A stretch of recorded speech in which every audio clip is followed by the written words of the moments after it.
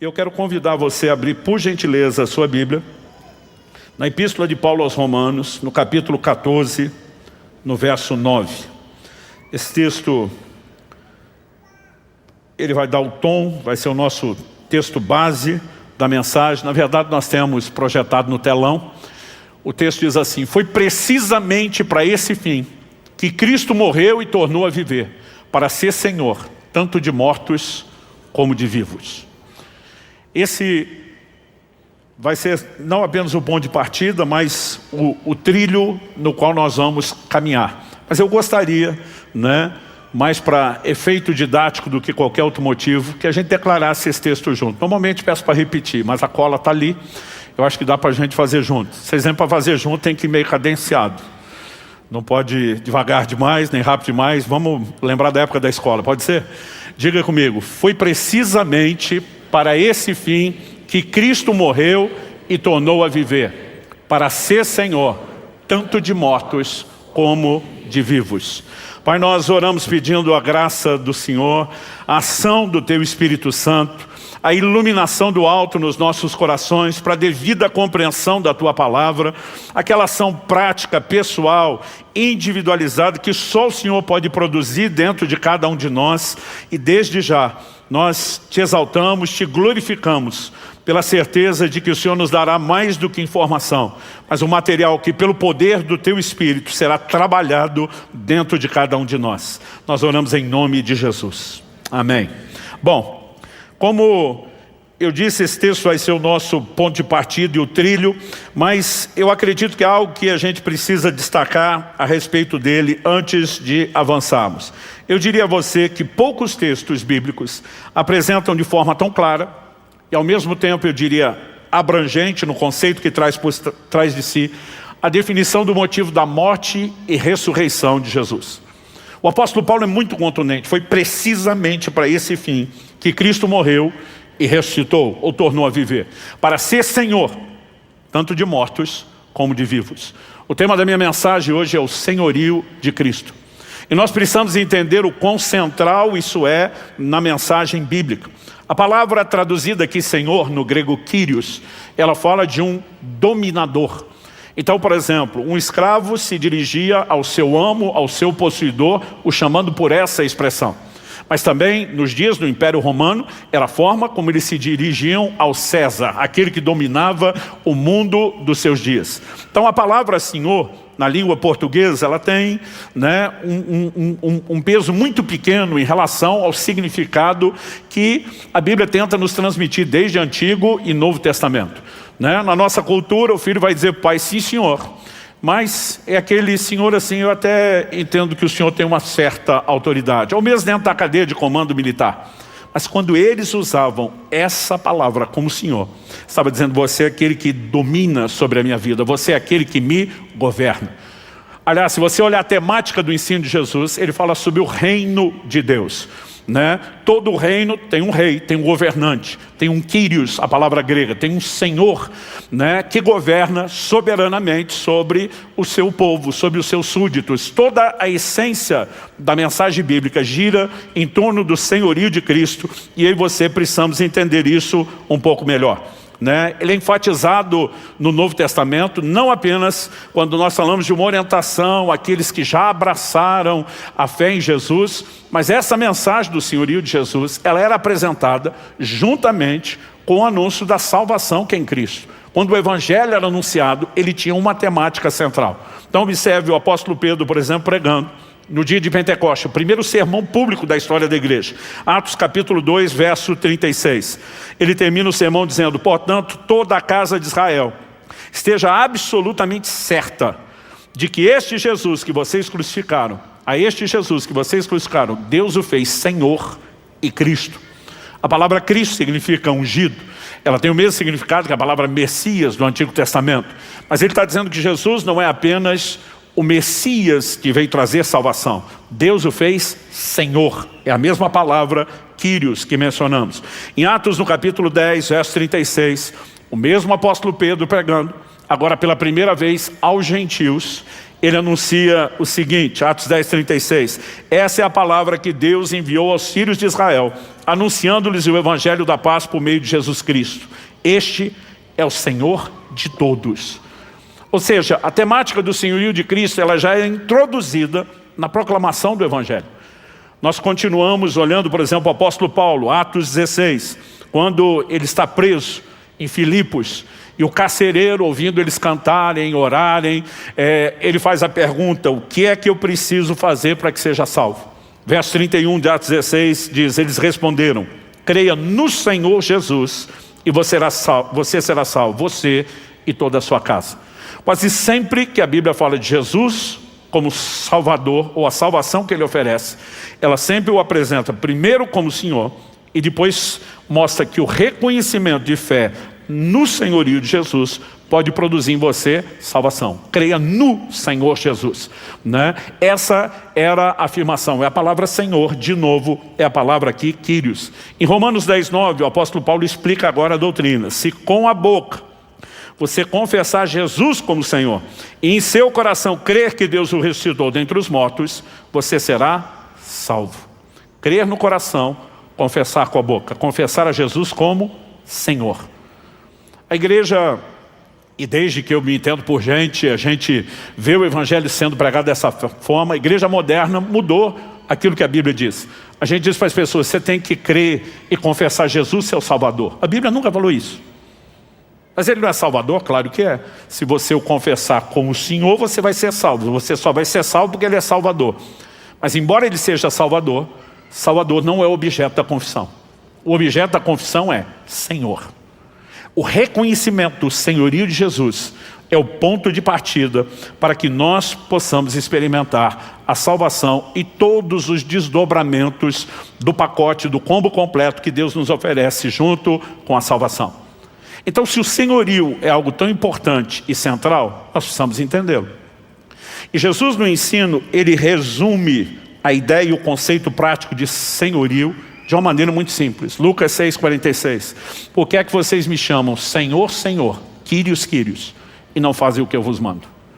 Jesus está dizendo que na prática, a essência do senhorio é definida pela obediência. Então, eu quero chamar a sua atenção para o assunto da obediência, mas relacioná-lo com a ideia e o conceito do senhorio de Cristo. Eu sei que esse é um assunto que merece muito a nossa atenção. Final de 2023, um ano e pouquinho atrás, eu preguei aqui algumas mensagens sobre obediência. Em janeiro do ano passado, saí para um retiro de jejum e oração. Eu lembro que o Espírito Santo falou comigo, eu não te dirigi a mexer no assunto da obediência à toa. Ele começou a me fazer entender algumas coisas, né? Eu lembro que em 2018 publiquei um livro chamado O Impacto da Santidade. E eu passei 2019 correndo o Brasil todo, todos os estados, ensinando doutrina da santificação, né? Eu fazia uma conferência onde eu falava 3 horas numa noite. E a ideia era mostrar que santidade não é um assunto periférico na doutrina cristã, não é secundário. Quando você olha para o propósito da criação, Efésios 1:4, ele nos elegeu nele antes da fundação do mundo para que fôssemos santos e irrepreensíveis diante dele. Então, nós começamos a trabalhar a temática da santidade. Qual é a essência prática da santidade? É você permanecer distante do pecado. E o que é o pecado? 1 João 3,4 diz que o pecado é a transgressão da lei, é desobediência. Então, basicamente, quando falávamos sobre santificação, estávamos falando sobre crescer no processo de obediência. Eu gastava cerca de 40 minutos dentro dessa conferência só para apresentar a graça como uma força que nos capacita para a obediência. Então, a partir disso, final de 2021, lancei um outro livro chamado Graça Transformadora, porque eu comecei a perceber, é impossível viver santidade, um assunto tão central, sem entender a manifestação prática da graça. E passamos a falar bastante a respeito disso. Mas todo o ensino da graça era para mostrar que ela era uma força capacitadora para a obediência, que por sua vez é a expressão prática de santidade. Quando estava nesse período de jejum e oração, o Espírito Santo me deu um desenho. E escrevi um 3º livro para formar trilogia. Não foi lançado ainda, pode ter certeza que a hora que sair nós vamos fazer o barulho, né? Mas Deus me deu um desenho completo para que sistematizasse toda a doutrina da obediência. E eu lembro que foi só quando terminei o livro sobre obediência. Estava com umas 300 páginas escritas. O Senhor começou a falar comigo: o próximo material que você vai trabalhar é o de senhorio, porque o senhorio também tem como essência a obediência. Todos esses assuntos estão profundamente relacionados, né? É impossível a gente abordar aqui de maneira rápida o que em 3 livros eu já ocupei mais ou menos umas 1000 páginas, né? 300 em 2 deles, 400 em outro. Mas o ponto que eu quero observar é que de vez em quando nós precisamos de um resumo geral da macrovisão, e de vez em quando nós precisamos pegando os muitos tópicos que formam a macrovisão e aí trabalhá-los de forma detalhada. Eu quero trazer uma visão do senhorio de Cristo, macrovisão, panorama bíblico, para que você entenda a importância da obediência na prática da vida cristã. Eu quero construir isso começando pelo problema, como tudo, né, começou lá no Jardim do Éden. O que é que Deus tinha planejado, como a maionese desandou, vamos falar assim, né, o problema, o que é que aconteceu, e a partir de entendermos isso, nós conseguimos compreender um pouco melhor qual a solução que Deus ofereceu. E só depois de considerar qual foi o problema e a solução, é que nós queremos entender qual o chamado de Deus, de maneira prática para mim e para você, para andarmos nesse lugar de sujeição ao seu senhorio, ao seu governo. Então a gente tem que começar pelo início. Em Romanos, no capítulo 5, no verso 12, Paulo faz uma releitura do que acontece com Adão e Eva lá no Jardim do Éden. E ele diz assim: por meio de um só homem, uma clara referência a Adão, entrou o pecado no mundo, através do pecado a morte, e a morte passou a todos os homens. O pecado não trouxe dano apenas para Adão, mas para toda a humanidade. Quando a Bíblia fala de morte, ela não está falando de fim de existência. Quando alguém morre e o seu corpo, né, simplesmente foi sepultado, isso não significa que o ser espiritual deixou de existir, mas ela fala de separação. Ou seja, a pessoa perde a conexão com esse mundo e com o relacionamento com seus semelhantes, porque isso findou, é uma separação, mas não é fim de existência. Quando a Bíblia fala dessa morte interferindo no plano de Deus, ela também sempre fala de separação e não de fim de existência. Isaías 59:2 diz: as vossas iniquidades fazem separação entre vós e o vosso Deus, de modo que ele não vos ouça. O pecado gerou desconexão. Ele trouxe essa consequência da morte espiritual. Efésios 2 diz que Deus nos vivificou quando nós estávamos mortos nos nossos delitos e pecados. Mas quando você olha para a essência do problema, ela foi basicamente o quê? O que é que trouxe essa separação? O que é que trouxe, né, a morte e toda essa consequência? Um ato de desobediência. O Senhor claramente diz: vocês podem comer de toda a árvore do jardim, mas da árvore do conhecimento do bem e do mal, vocês não podem comer. Todo o problema se origina no que nós podemos classificar de a rebeldia humana, a desobediência. Esse é o ponto central de todo o problema da humanidade. E a gente precisa olhar para isso como tal. Repito, qual a definição de pecado? Citei antes, 1 João 3,4, que o pecado é a transgressão da lei. Eu queria ler esse mesmo versículo na versão fácil de ler. Todo aquele que comete pecado também desobedece à lei de Deus, pois pecar é desobedecer à lei. Essa é a definição de transgressão, desobediência. E todo problema se origina da desobediência. Agora, a consequência daquele pecado inicial nos cria um problema para toda a humanidade, que a gente chama de um problema de natureza, e nos coloca debaixo de um rótulo. Qual era o rótulo? Em Efésios 2:2, o apóstolo Paulo fala dos filhos da desobediência. E eu queria ler o texto todo. Efésios 2, de 1 a 3. Ele lhes deu vida quando vocês estavam mortos em suas transgressões e pecados, nos quais vocês andaram noutro tempo, segundo o curso desse mundo, segundo o príncipe da potestade do ar, do espírito que agora atua nos filhos da desobediência. Entre eles também todos nós andamos no passado, segundo as inclinações da nossa carne, fazendo a vontade da carne e dos pensamentos, e éramos por natureza filhos da ira, como também os demais. Então ele mostra que os filhos da desobediência estão debaixo de ira e condenação, mas nós éramos por natureza. O que significa isso? Adão não cometeu apenas um pecado que o separou de Deus. A Bíblia nos mostra que o pecado afetou a natureza do primeiro homem, o primeiro cabeça de raça, e esse passou a multiplicar seres semelhantes a si. A gente costuma dizer que o pecado não é apenas uma ação, o pecado é um problema de natureza. A Bíblia nos mostra isso com clareza. Eu nasci em iniquidade, Salmo 51:5. Em pecado me concebeu minha mãe, Salmo 58:3. Os ímpios se alienam desde a madre, desde que nascem proferem mentiras. E Deus exemplifica isso em Jeremias 13:23, né? Mostrando que o problema do pecado era a natureza do homem. A pergunta que Deus faz: será que o etíope pode mudar a sua pele? Ou o leopardo as suas manchas? Se fosse possível, também vocês poderiam fazer o bem, estando acostumados a fazer o mal. Deus está dizendo, nem o etíope pode mudar a cor da sua pele, nem o leopardo mudar as manchas, porque é uma questão de natureza. E vocês não podem parar de fazer o mal para fazer o bem, porque é uma questão de natureza. Isso significa que não haveria solução? Não. O que Deus está construindo ao longo da história é uma clareza de entendimento do que é de fato o problema, para que a gente pudesse compreender qual era também de fato a solução. E muitas vezes nós olhamos para um evangelho onde parece que Jesus só veio perdoar os nossos pecados e remover a condenação dos nossos pecados. Nós sabemos que ele também veio fazer isso, mas nós precisamos entender que ele veio fazer mais do que isso. Porque se o problema é uma desobediência crônica, incurável, um problema de natureza, só existe uma solução para isso. Não adianta a gente imaginar que Deus vai ficar enxugando o gelo e querer que todo santo dia você vivamos sendo perdoados sem a capacidade de ser transformados. Essa era a limitação da antiga aliança. O livro de Hebreus diz, né, que os ritos cerimoniais da lei não podiam aperfeiçoar aquele que prestava culto. É por isso que esse povo vivia de perdão em perdão, mas não havia transformação.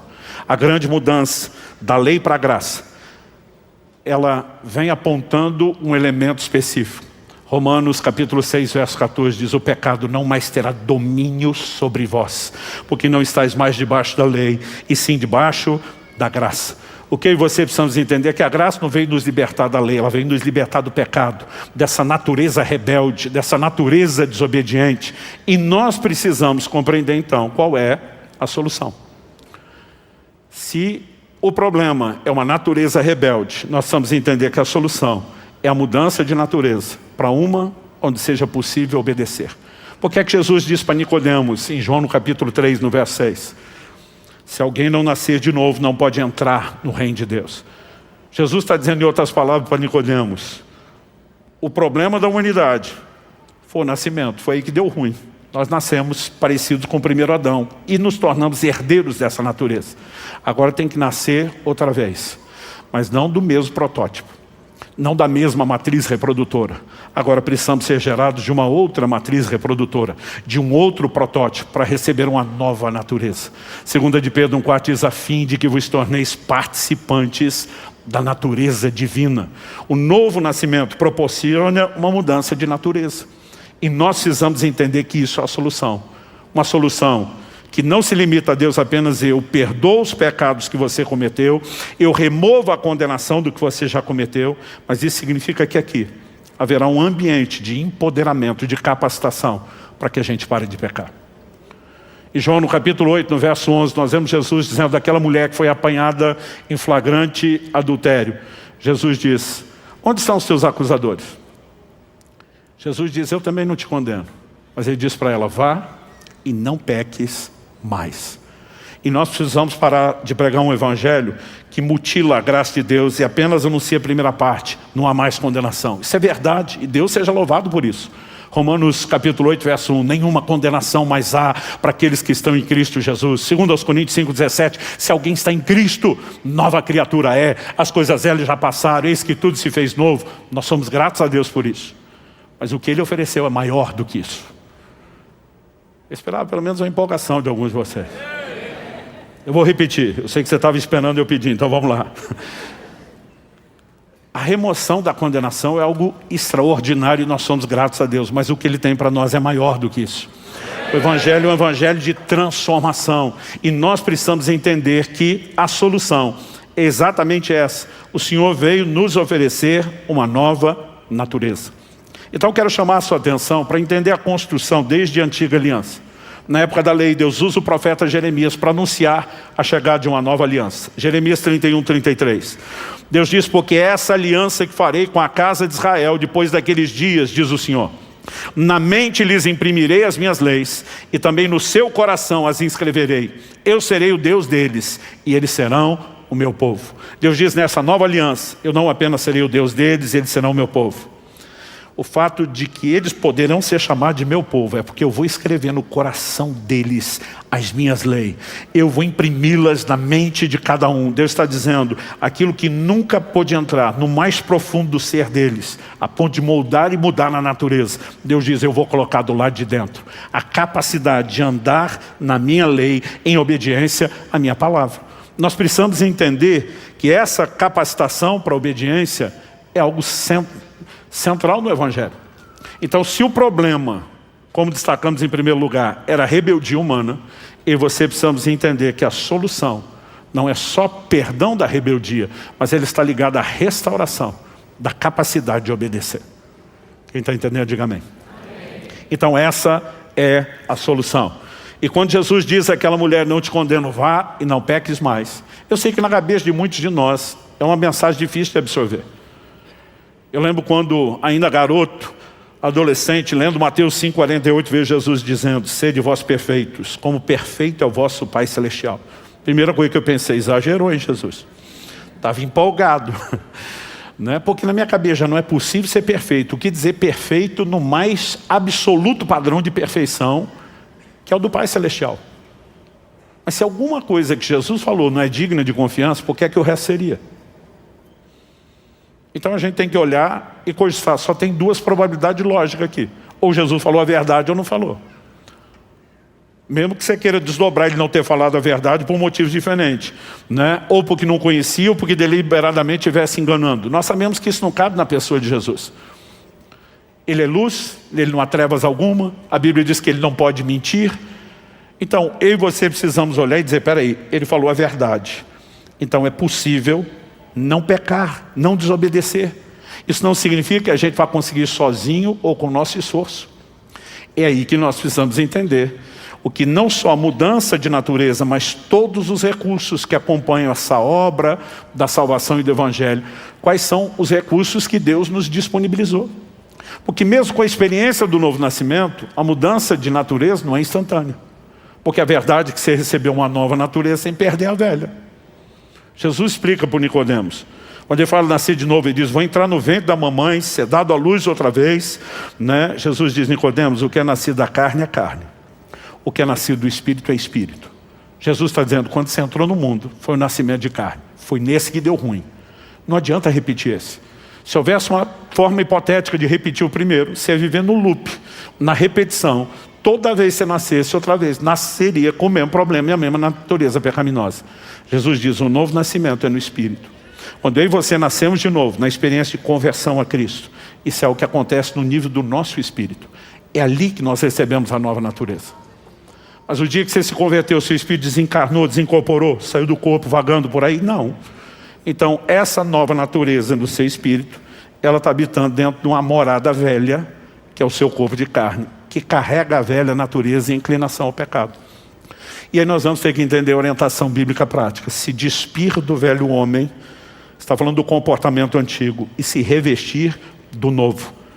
A transformação não é instantânea, o aperfeiçoamento não é instantâneo.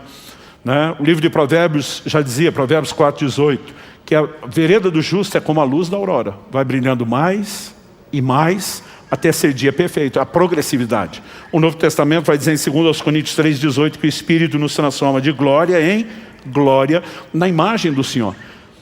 A expressão transforma, a mesma que vai aparecer lá em Romanos 12, transformai-vos pela renovação da vossa mente, é a palavra metamorfose. Ela não é transformação instantânea, é transformação por processo.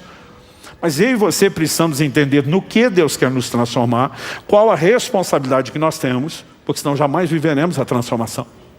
E essa transformação, ela nos torna semelhantes àquele que é o modelo de obediência. Né? Aliás, é interessante eu e você reconhecermos, né, que quando o Evangelho é pregado, toda a ênfase está ligada ao assunto da obediência. Romanos 15,18, Paulo diz assim, porque não ousarei falar sobre coisa alguma, a não ser sobre aquelas que Cristo fez por meio de mim, para conduzir os gentios à obediência, por palavras e por obras. Então, quando ele falava de pregar o evangelho, conduzir os gentios à obediência. Essas afirmações não estão aí na Escritura à toa. Aliás, nós podemos dizer que a obra de Cristo na minha e na sua vida mudou o rótulo que nós tínhamos. Filhos da desobediência era parte do passado. Em 1 de Pedro, capítulo 1, versos 14 e 15, a Bíblia diz: como filhos da obediência, não vos amoldeis às paixões que tinhas anteriormente, na época da desobediência, na vossa ignorância. Pelo contrário, segundo é santo aquele que vos chamou, tornai-vos santos também vós mesmos em todo o vosso procedimento. Toda a conduta e o comportamento do cristão precisa de transformação. E nós precisamos entender que isso não é apenas uma exigência, não é apenas uma imposição que Deus vai nos cobrar o tempo todo, mas é um projeto, é um alvo, e Ele tem toda uma capacitação para nos conduzir a tal. Mas nós precisamos entender o que Deus quer, se nós queremos corresponder com Ele e de fato dar a devida resposta. Não importa se a gente vai falar do primeiro tópico do problema, ou se nós vamos falar do segundo que estamos abordando agora, que é a solução.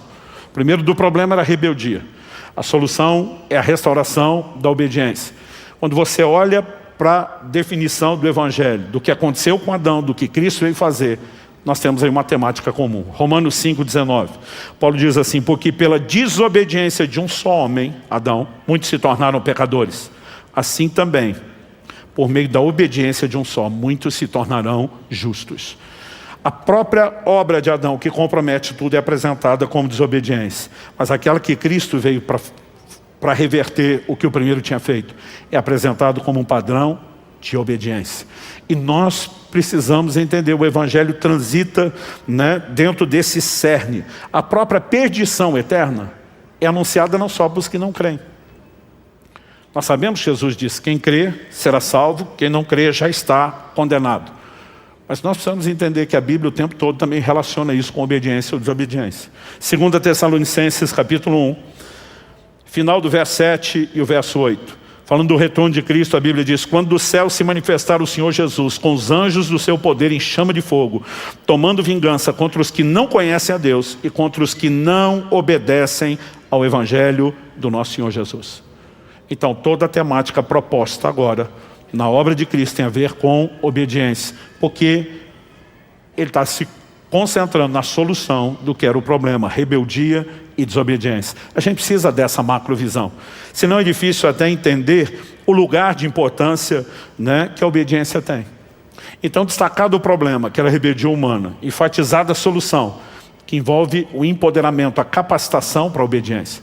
Nós precisamos crer nessa capacitação. Eu olho para muito cristão e parece que eles acreditam que a tentação é algo sobrenatural, mas que resisti-la seria um esforço humano natural. Como é que nós vamos ganhar essa guerra? Aliás, eu brinco que o crente, quando peca, não lembra dos textos bíblicos. Mas depois que peca e vai confessar, a verdade, muito crente não confessa, ele justifica. Eu brinco que o mesmo crente que não lembrou do texto bíblico na hora de pecar, ele vira teólogo depois que pecou.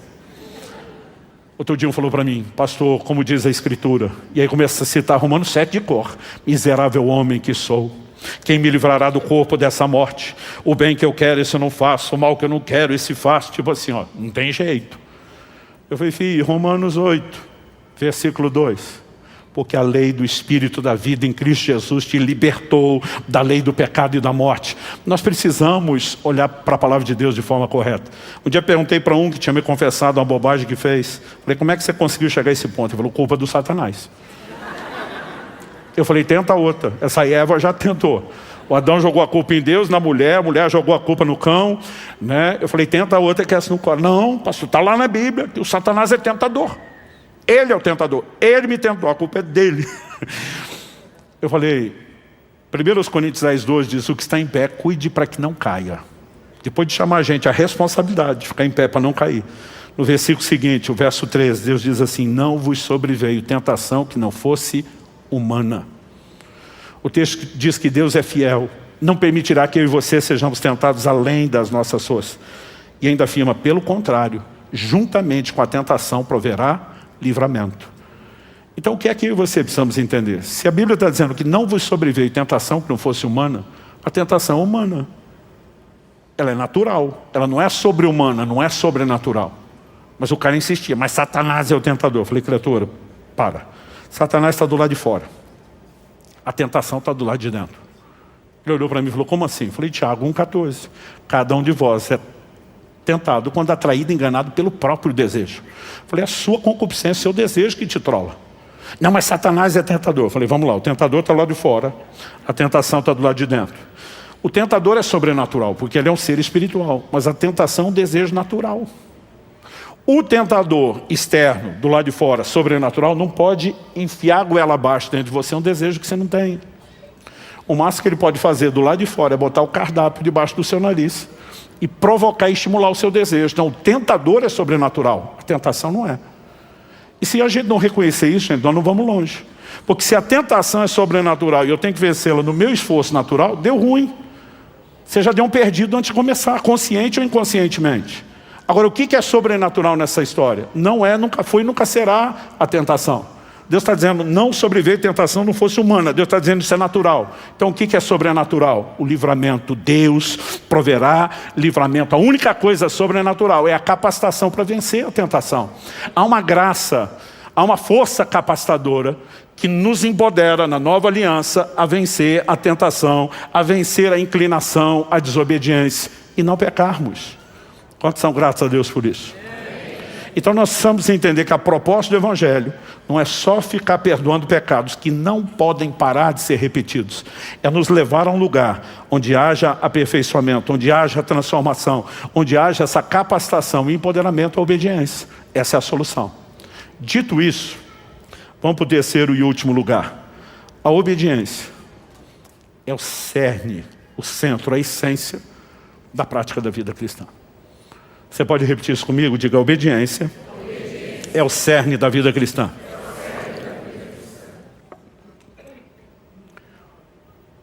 Por que é que nós estamos aqui hoje? Reunidos como discípulos de Jesus, como igreja, por causa de uma ordem de Jesus.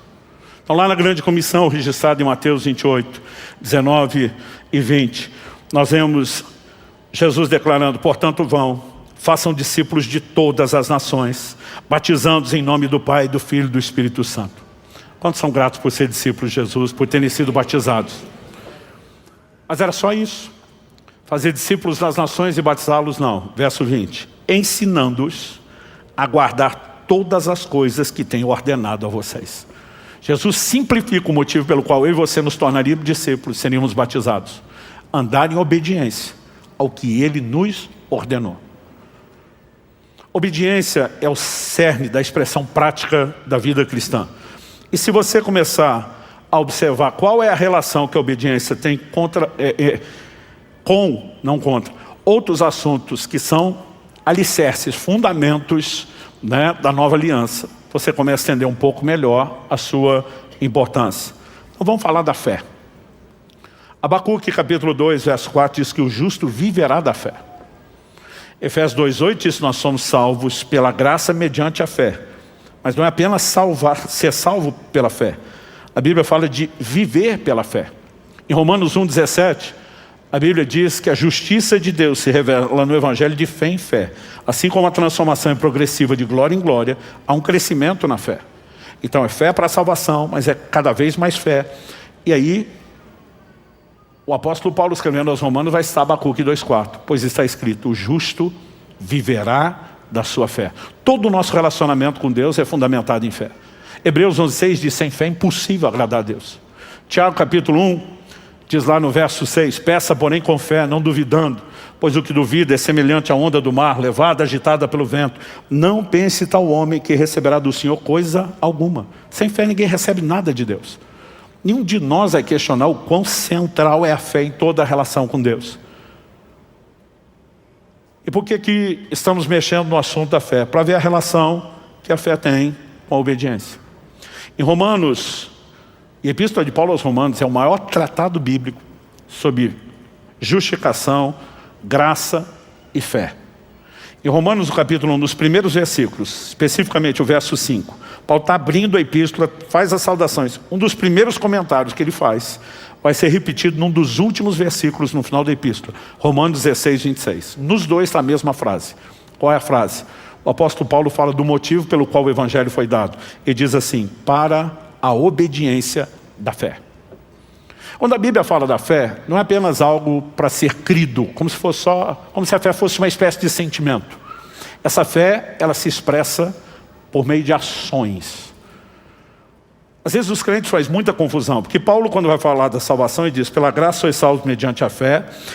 Isso não vem de vós, é um dom de Deus, não vem das obras para que ninguém se glorie. Aí nós temos um segmento no nosso meio que diz: onde tem fé não pode ter obras. Nunca foi o que Paulo falou. Porque eu citei aqui Efésios 2, 8 e 9. Você pega o verso 10, que na sequência diz: criados, pois somos feitura dele, criados em Cristo Jesus para as boas obras. Então o que a gente diz é que o crente não é salvo pelas obras, mas ele foi salvo para as obras. Não é porque tem fé que as obras não estão presentes. Só que Tiago vai explicar isso de uma maneira ainda mais clara.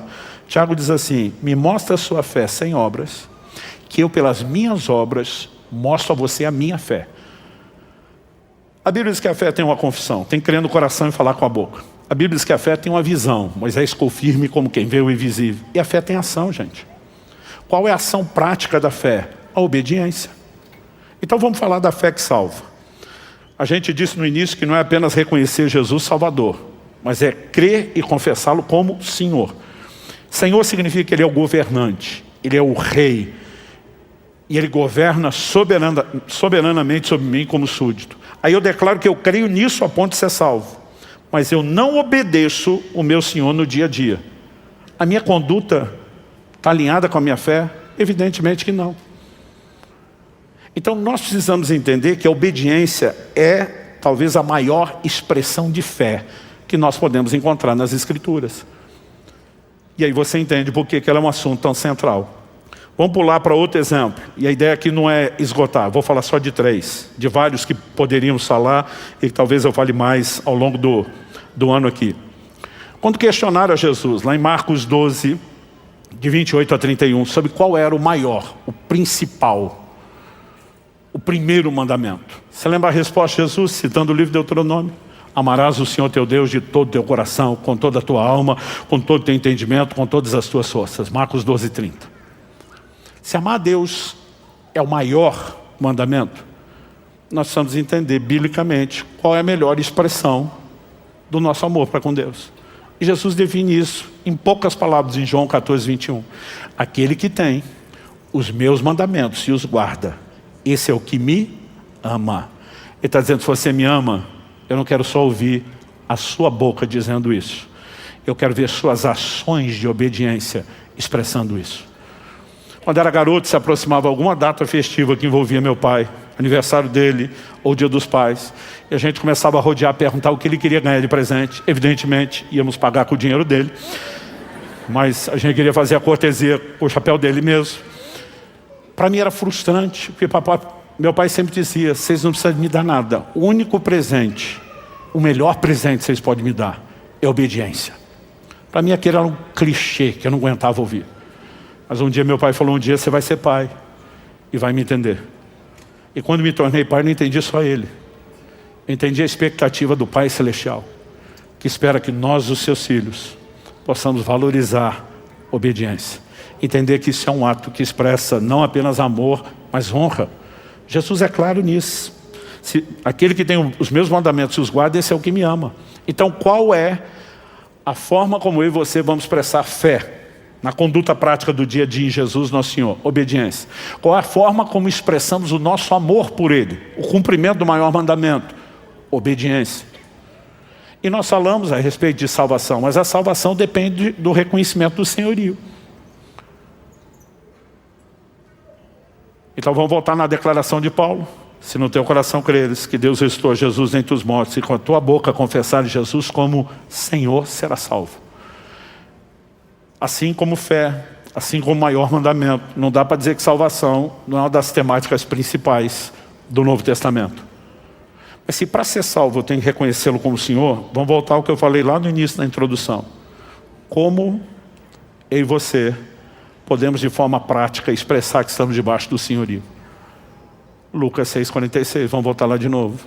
Por que é que vocês me chamam Senhor, Senhor, e não fazem o que eu mando? Se eu sou Senhor, vocês têm que me obedecer. Então se a essência do senhorio é a obediência, e a essência da salvação é o reconhecimento do senhorio, Como é que eu e você vamos transitar em qualquer dos principais assuntos da doutrina bíblica sem passar pelo terreno da obediência? Não é um assunto que eu e você tenhamos que ignorar. Mas de alguma forma, eu sinto que se nós não valorizarmos isso, a gente não vai conseguir levar as pessoas a um lugar de compreensão, né, prática do como andar nisso dia a dia. Alguém me perguntou, quando em 2022, eu fiz mais de 120 edições da conferência Graça Transformadora no país todo. As pessoas me perguntam, pastor, por que o senhor está nesse esforço de correr o país todo? Falei, porque eu preciso convencer o povo que o assunto é importante, porque senão eles não lêem o livro. E por que a gente tem que convencer? Porque parece que durante muito tempo na doutrina bíblica, a gente tratou da obediência como se fosse o tema dos poucos santificados que talvez consigam chegar lá. E nós não entendemos que esse é o caminho de Deus para todo mundo. Mas se a gente começar a entender o lugar de importância, a gente tem que se deixar ser mais atraído, não apenas dar atenção, processar, digerir, mas entender as ferramentas práticas para que a gente viva nesse lugar de obediência, de sujeição ao senhorio de Cristo. Mas agora me deixa fazer outro questionamento. Eu falei da fé, falei do amor a Deus e falei da obediência, a rendição ao senhorio dentro do processo de salvação, para mostrar, né, que em todos esses assuntos a obediência ela está relacionada. Mas agora me permita fazer um questionamento. Essas áreas que nós abordamos, a gente pode, além de experimentar o avanço, a gente pode viver retrocesso. E a resposta é sim. Então vamos falar da fé. Porque alguns estão olhando para a conversão pela fé, quase como se fosse o camarada que fez um concurso público para entrar naquele lugar de funcionário público com instabilidade, que não pode ser mandado embora. Então eles acham que a conversão pela fé é assim, eu tinha que crer para entrar. Agora que entrei, ninguém me tira daqui. E a minha pergunta para as pessoas é, você realmente consegue acreditar nisso? Porque quando a Bíblia diz que eu sou salvo pela fé, mas que o justo vive de fé, e que a justiça, a justificação de Deus vai se revelando de fé em fé, significa que o que foi começado tem que ser continuado, de preferência que haja crescimento. Mas o apóstolo Paulo diz em 2 Timóteo 4,7, combati o bom combate, encerrei a carreira, guardei a fé. Porque Paulo iria se gloriar de guardar algo que não se pode perder. Agora, se pode perder a fé, nós sabemos que pode, porque Paulo escreve a Timóteo, 1 Timóteo 1,19, fala de alguns que naufragaram na fé. Eu sempre faço questão de explicar o que é essa alegoria. A maioria de nós hoje não se locomove usando barcos como eles na antiguidade. Mas eu quero um naufrágio. Alguém entra num barco atracado num porto, com o propósito de fazer uma jornada, que quando encerrada, o navio vai atracar no porto de destino, eles vão descer em segurança. O que era o naufrágio? A interrupção da jornada, impedindo a pessoa de chegar ao lugar, ao destino final, e ainda fazendo com que aquelas vidas se perdessem e perecessem. Paulo transporta isso para a fé. E diz, alguns naufragaram, nunca terminaram a jornada de fé, não chegaram ao lugar onde deveriam. E você precisamos entender que a fé tem que ser mantida. E se obediência é uma expressão de fé, eu e você não podemos comprometer a obediência ao longo do caminho, achando que está tudo bem só porque um dia a gente creu.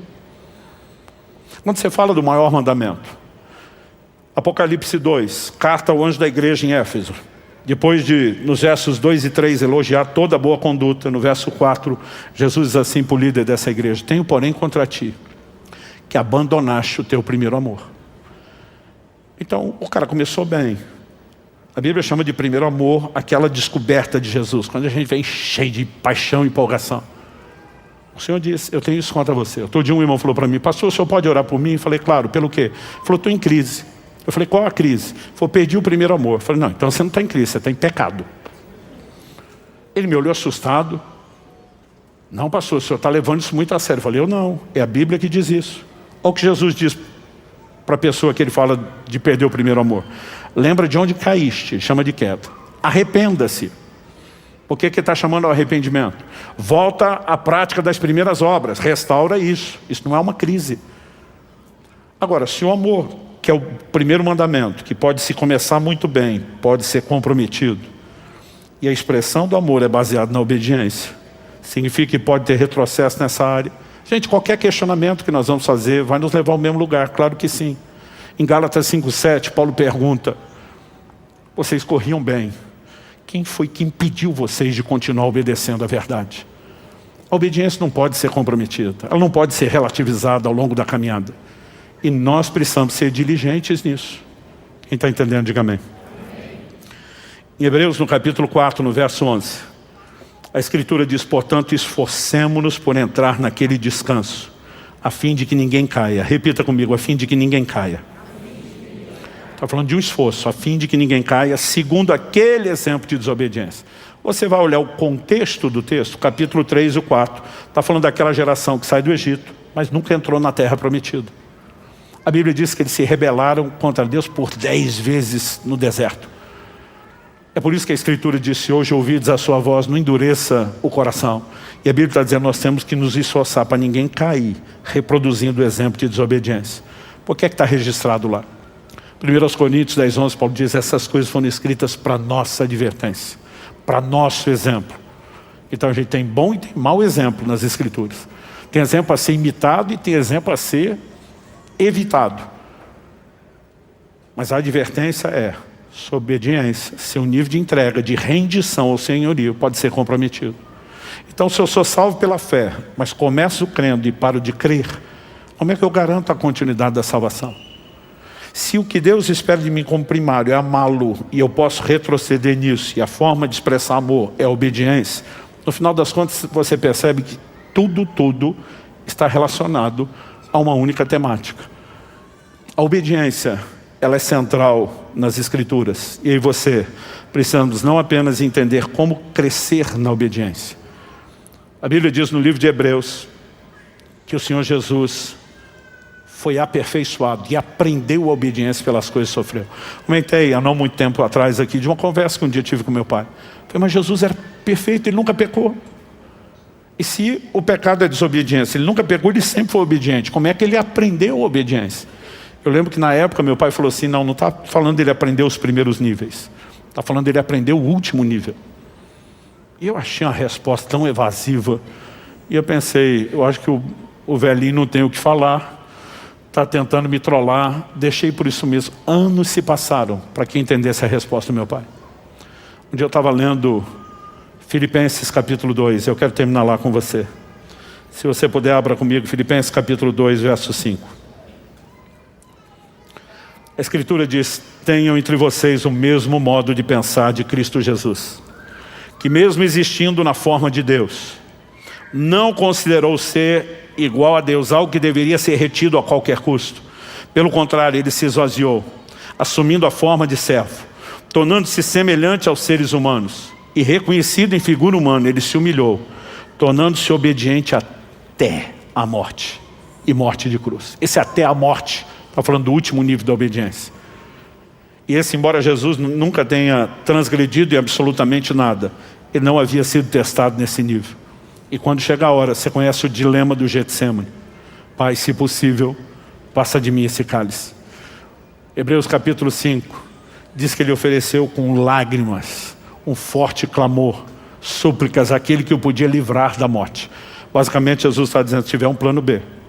Mas ao mesmo tempo ele dizia, mas seja feita não a minha, seja feita a sua vontade. Esse homem que nunca desobedeceu, ainda está sendo aperfeiçoado e aprendendo os próximos níveis. A pergunta é, e aí você? Mas só existe um lugar onde nós podemos estar. A Bíblia diz que Jesus se ajoelha diante do Pai. Eu honestamente não concordo com as igrejas que pregam que você só pode orar de joelhos. Eu fico imaginando que não foi o jeito que Jonas orou dentro do peixe, não foi o jeito que aquele ladrão da cruz orou. Nós temos vários exemplos de gente que orou sentado de joelhos. Mas nós somos de um extremo a simplesmente combater que não tem que ser só de joelho, para quase nunca orar de joelhos. E nós temos vários exemplos bíblicos. Paulo diz, por essa causa me coloco de joelhos diante do Pai. A Bíblia diz que Jesus ajoelhou-se. Isso fala do quê? De rendição. Os antigos, quando um Quírios, um senhor, o governante passava, eles simplesmente inclinavam seus joelhos, reconhecendo que ele é que tinha autoridade. Quando Jesus dobra os seus joelhos, está dizendo ao Pai Celestial, a vontade tem que prevalecer a sua, não a minha. Eu estou aqui abrindo meu coração. Eu estou falando dos meus sentimentos, da minha dor, mas o que eu mais quero é me sujeitar à sua vontade.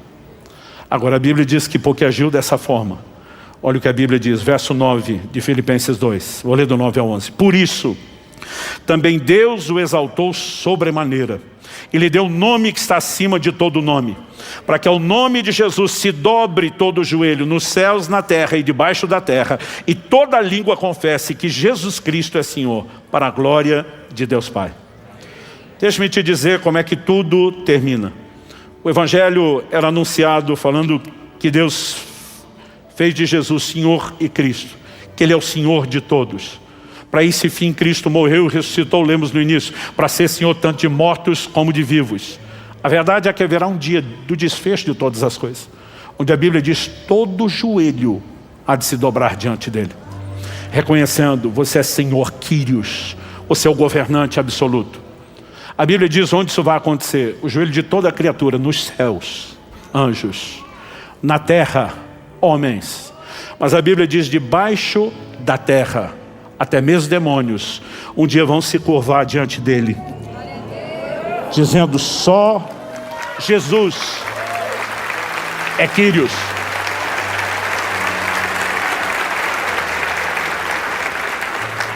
O problema é que alguns só vão se curvar quando não tiver mais oportunidade de serem afetados pelo reconhecimento, quando já estiverem debaixo de condenação.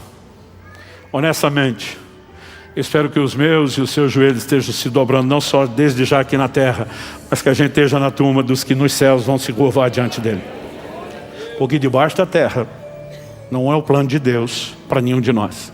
O problema é que os que deixarem para reconhecer o senhorio só depois, não poderão ser afetados mais pelo reconhecimento. Hoje, o reconhecimento de rendição voluntária, aquele que é Senhor, é uma volta ao plano original de Deus, que cria o homem para andar em obediência. Deus não tem nenhuma necessidade da nossa obediência. Mas sem obediência existe separação. Nós não temos mais conexão, intimidade, comunhão com o Criador. Não há como a gente olhar depois do sermão todo do monte. Você lembra como Jesus termina? Ele termina ensinando sobre a importância de não ser apenas ouvinte, mas ser praticante. Deus espera que eu e você não apenas conhecemos a palavra, espera que a gente ande nela. A Bíblia fala, o apóstolo Paulo escreve sobre alguns que têm aparência de piedade, mas negam o poder. Ele fala como crente, ele age como crente, ele veste como crente, ele vai nos ambientes de crente. Mas a conduta do dia a dia está negando o poder que empodera para a obediência. Porque de alguma forma, às vezes nós estamos querendo viver o ambiente, mas nós estamos negando a essência. Ter Jesus como Senhor é mais do que ter uma confissão. Nós precisamos demonstrar isso a cada atitude. Evitando o pecado. Onde existe algum tipo de pecado cometido, e o pecado deveria ser uma surpresa e não planejamento, e você precisamos ter atitudes imediatas de arrependimento, de humilhação, de conserto, onde a gente volta a se sujeitar ao senhorio de Jesus. O senhorio de Jesus é o tema central, essa é a razão pela qual ele veio. E aí você acreditar que ele morreu e ressuscitou só para perdoar pecados, mas não deixá-lo ser Senhor da nossa vida, não poderia estar mais incompleto ou mais distante da verdade. Eu não vim te apontar o dedo, nem jogar pedra em você. Honestamente, eu fico pensando que essas são verdades que eu queria ter entendido com mais clareza desde o início da caminhada. Eu queria ter sido exposto a esse tipo de ensino e de compreensão mais rápido. Porque isso nos permite, ao entender o que Deus quer, saber exatamente o que é que nós precisamos para corresponder com Ele, para estar dentro daquilo que Ele tem para nós. Então, eu gostaria que nós pudéssemos encerrar tendo um tempo de oração.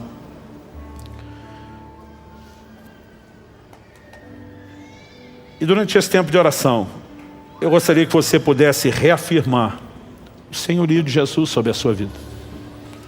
Talvez você esteja nesse lugar pela primeira vez ou nos acompanhando pela transmissão e você ainda não fez de Jesus o seu Senhor. Eu não estou falando de ser simpatizante dele. Eu não estou falando apenas de acreditar que ele existe. A fé que salva, ela reconhece o que ele fez. Ele veio restaurar o problema da rebelião, nos levando de volta a um lugar de obediência. E o primeiro passo que nós precisamos dar é a rendição ao governo dele, dizendo: eu me submeto, eu te reconheço, Quírios, Senhor da minha vida. Se você não fez isso ainda, eu não quero que você vá embora sem tomar a decisão mais importante da sua vida, dessa atual terrena e da vida eterna futura. Talvez haja pessoas aqui no nosso meio nos acompanhando que um dia tomaram essa decisão. Mas vocês talvez hoje se classifiquem naquele time dos Gálatas, para quem Paulo fala: vocês corriam tão bem. Quem impediu vocês de continuar a obedecer? Por que é que vocês arrefeceram da obediência?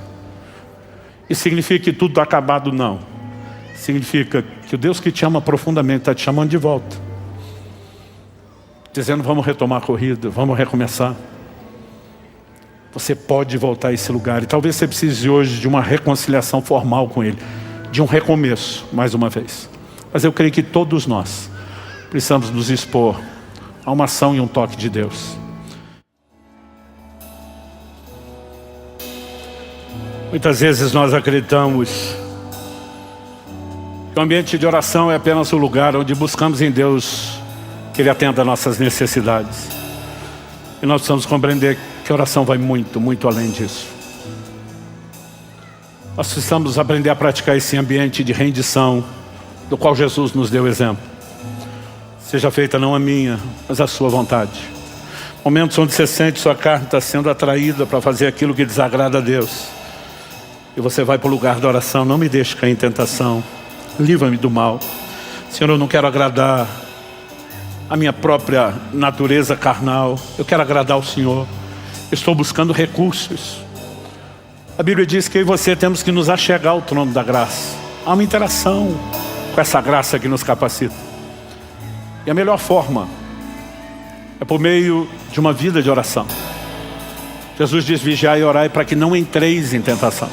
Alguns de nós só vamos orar depois de ter caído. Você não precisava nem entrar. Há um lugar de rendição que nós precisamos praticar.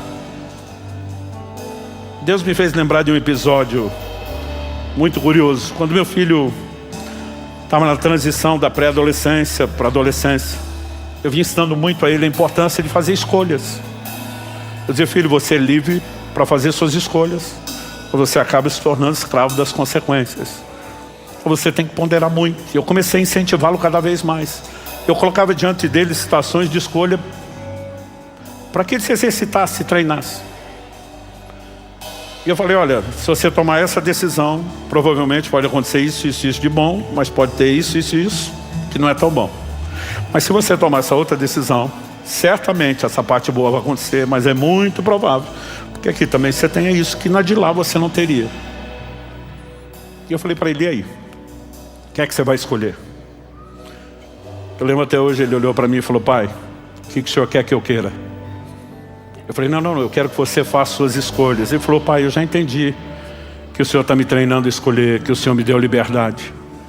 Mas ele olha para mim e fala: o senhor é mais vivido que eu, é mais experiente que eu. O senhor enxerga mais do que o o senhor já está me mostrando. O senhor quer o melhor para mim. Seria estúpido não procurar entender o que é que o senhor gostaria que eu escolhesse. Ele falou: eu não estou tentando anular a minha vontade. Eu estou entendendo o motivo pelo qual o Senhor me deu escolha. O Senhor me ama. Mas o mesmo motivo é aquele que me faz vir a você e dizer: me ajude a escolher. E de alguma forma, essa conversa com ele mudou minha vida de oração. Porque várias vezes eu ia diante de Deus e eu sei que o Senhor me deu livre-arbítrio. Mas o que é que o Senhor quer que eu queira? Porque o Senhor nunca estabeleceu nenhuma restrição para me cercear, apenas para me proteger. Eu quero ser dirigido pelo Senhor. Eu quero ser governado pelo Senhor. E nós precisamos entrar mais profundo nesse lugar, onde essas batalhas são vencidas num ambiente de rendição. E a gente depois passa a experimentar de maneira mais clara o governo do Senhor na nossa vida. Você recebe essa palavra em nome de Jesus? Vamos ficar em pé. Antes de terminar, eu vou pedir, por favor, não saia correndo. Nós queremos orar com dois tipos de pessoa. Quem que está na escala, Regi, vem para cá. Te dá o privilégio de fazer essa oração. Aqueles que ainda não tomaram a decisão de entregar a sua vida a Jesus, ou que precisam de uma reconciliação. Talvez você diga, pastor, não é que eu não decidi, mas parece que pela primeira vez caiu a ficha. A sensação que eu tenho é que eu nem sabia direito no que eu estava crendo. E hoje, eu já fiz isso antes, mas meu coração está apertado para reconhecer publicamente o senhorio de Jesus. Eu quero que você escute seu coração. A Bíblia disse, hoje ouvi de sua voz, não endureça o coração. Às vezes a gente não entende, mas parece que tem algo lá dentro dizendo que você precisa disso. Mas para aqueles de vocês que querem pela primeira vez entregar a vida a Jesus, ou estabelecer um ato de reconciliação depois de ter se afastado, ou mero e simplesmente vou abrir uma terceira possibilidade, reafirmar o senhorio de Jesus, talvez de uma forma como você não fez e não entendeu antes. Nós queremos terminar abrindo essa oportunidade, mas a gente não quer orar com você aí onde você está. Nós esperamos de você um posicionamento, porque essa foi a instrução do nosso Senhor, o Quírios, aquele que é o governante. E diz, todo aquele que me confessar diante dos homens, eu também o confessarei diante do meu Pai e dos anjos que estão nos céus. Mas ele diz, quem me negar diante dos homens, eu também o negarei diante do meu Pai e dos anjos que estão nos céus. Então a gente entende que isso se resolve publicamente. Mas para você, principalmente se é um visitante, não se sentir constrangido, eu quero que você saiba que essa audiência não está aqui julgando você. Eles estão torcendo por você. A Bíblia diz que há festa nos céus quando um pecador se arrepende. Jesus mandou a gente orar que a vontade de Deus seja feita aqui na terra como é feito no céu. Então ele queria que tivesse festa. Então esse é um momento do culto que nós mais esperamos. E quando aqueles de vocês vão tomar essa decisão, a tomam. Não se assuste com o barulho, que nós fazemos festa. Nós celebramos. Então você não está no ambiente onde será julgado, será apoiado. Mas é muito importante que você manifeste publicamente a sua fé. Então, dito isso, eu quero perguntar aos que precisam entregar a vida a Jesus a primeira vez, ou que precisam de uma reconciliação. Quantos nessa manhã querem tomar essa decisão? Levante bem alto sua mão, mais alto que você puder. Eu vou pedir que mais do que levantar a sua mão, eu vou pedir que você saia do seu lugar, venha aqui na frente, pertinho da gente. Na semana passada, iniciamos falando a respeito de obediência e preguei a mensagem intitulada O Evangelho da Obediência. Gastamos tempo fazendo a fundamentação bíblica doutrinária, né? E eu destaquei 3 coisas aqui. Em primeiro lugar, a relação entre salvação e obediência. Depois nós vimos a obediência na vida cristã, depois de passarmos pela porta ao longo de todo o caminho. Em terceiro e último lugar, terminamos falando a respeito de como a graça se revela uma força capacitadora para que nós possamos andar em obediência. A ideia foi cobrir muito mais, né, uma visão panorâmica, abrangente do quão importante, significativo, central é o papel da obediência na vida cristã. Nós trabalhamos a obediência não como algo periférico, nem tampouco opcional, mas como cerne do propósito da obra redentora, restituir ao homem esse lugar, né, de poder viver a obediência que Deus espera de nós. Hoje eu quero continuar o assunto, mas eu quero tentar mexer um pouquinho mais naquilo que a gente classificaria de um terreno prático. Então eu quero que você abra a sua Bíblia, por gentileza, comigo, no Evangelho de Lucas, no capítulo 6, e nós vamos ler do verso 46 ao 49. Esse vai ser o nosso ponto de partida. Lucas capítulo 6, de 46 até o 49. Por que vocês me chamam Senhor, Senhor, e não fazem o que eu mando? Eu vou mostrar a vocês a quem é semelhante todo aquele que vem a mim, ouve as minhas palavras e as pratica. Esse é semelhante a um homem que, ao construir uma casa, cavou, abriu profunda vala e lançou o alicerce sobre a rocha. Quando veio enchente, as águas bateram contra aquela casa e não a puderam abalar, por ter sido bem construída. Mas o que ouve e não pratica é semelhante a um homem que construiu uma casa sobre a terra, sem alicerces. E quando as águas bateram contra ela, logo desabou. E aconteceu que foi grande a ruína daquela casa. Meu Deus, suplicamos graça, favor, a liderança do Teu Espírito Santo na condução, na exposição, na aplicação das verdades da Tua palavra. E nós oramos que o Senhor possa trazer de fato entendimento espiritual, iluminar os olhos do nosso coração, do nosso íntimo. E nós clamamos que a Tua palavra, ó Deus, não apenas traga a informação, mas ela venha fazendo aquilo que faz muito bem. Ela é como espada afiada de dois gumes. Ela penetra ao ponto de dividir alma e espírito, juntas e medulas, e é apta para discernir os intentos do coração. Nós oramos que possamos enxergar não apenas aquilo que o Senhor propõe, mas nós oramos que ela traga à tona também aquilo que está dentro de nós, aquelas áreas que necessitam de ajuste, de sujeição ao Senhor, que precisam ser calibradas hoje na presença do Senhor. Nós nos sujeitamos à ação do Teu Espírito Santo, o Espírito da verdade, e oramos que a Tua palavra cumpra o propósito pelo qual o Senhor a tem liberado, em nome de Jesus e para a glória de Deus. Amém. Bom, tanto no Evangelho de Lucas como no Evangelho de Mateus, essa alegoria, essa parábola que Jesus apresenta dos dois tipos de casa, ela vem quando ele arremata o chamado Sermão do Monte.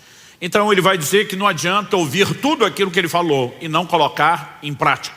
Ou seja, o propósito pelo qual Deus tem nos dado a sua palavra é porque ele espera basicamente, para simplificar, ele espera de nós uma única coisa: obediência.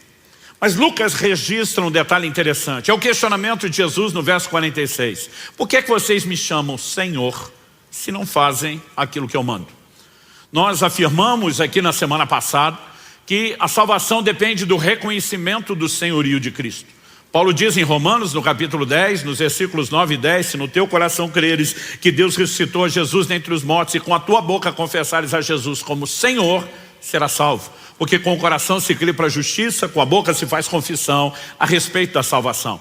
Ou seja, a salvação está atrelada não apenas à fé na morte e ressurreição de Jesus, no sacrifício que ele fez em nosso lugar, mas está também na disposição de, como falamos na semana passada, das obras de fé. A fé tem uma confissão, a fé tem uma visão e a fé tem obras. E nós vimos que parte dessas obras da fé é a rendição, é a disposição de obediência, a semelhança de Abraão, que Hebreus 11:8 diz que Abraão, pela fé, obedeceu.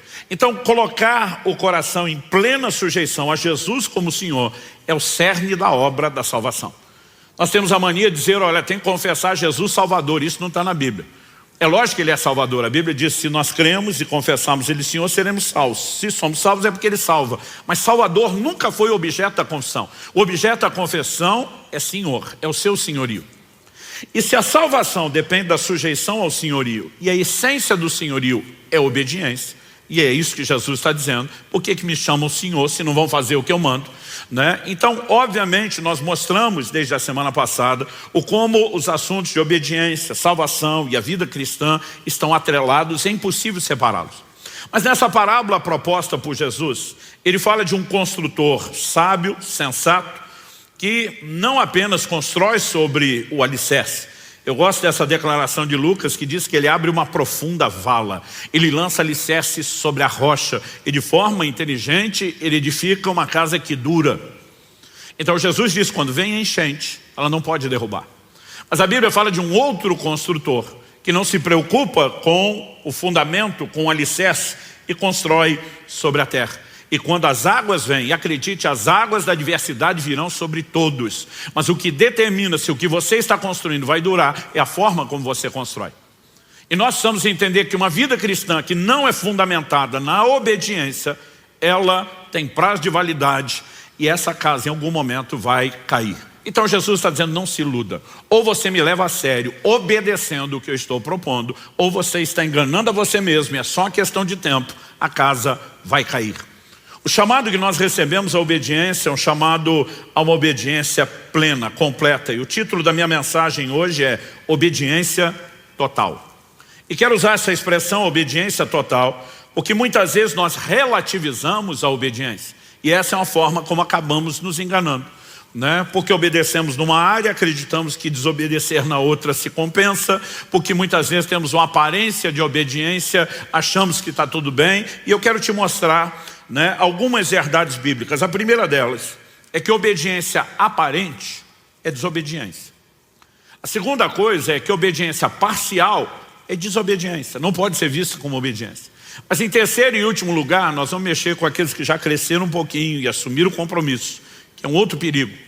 É quando deixamos a desobediência, entendemos a obediência, mas podemos migrar para uma coisa perigosa que eu vou chamar de o orgulho da obediência, que é algo, como veremos, contraditório em si mesmo. Em primeiro lugar, vamos falar da obediência aparente.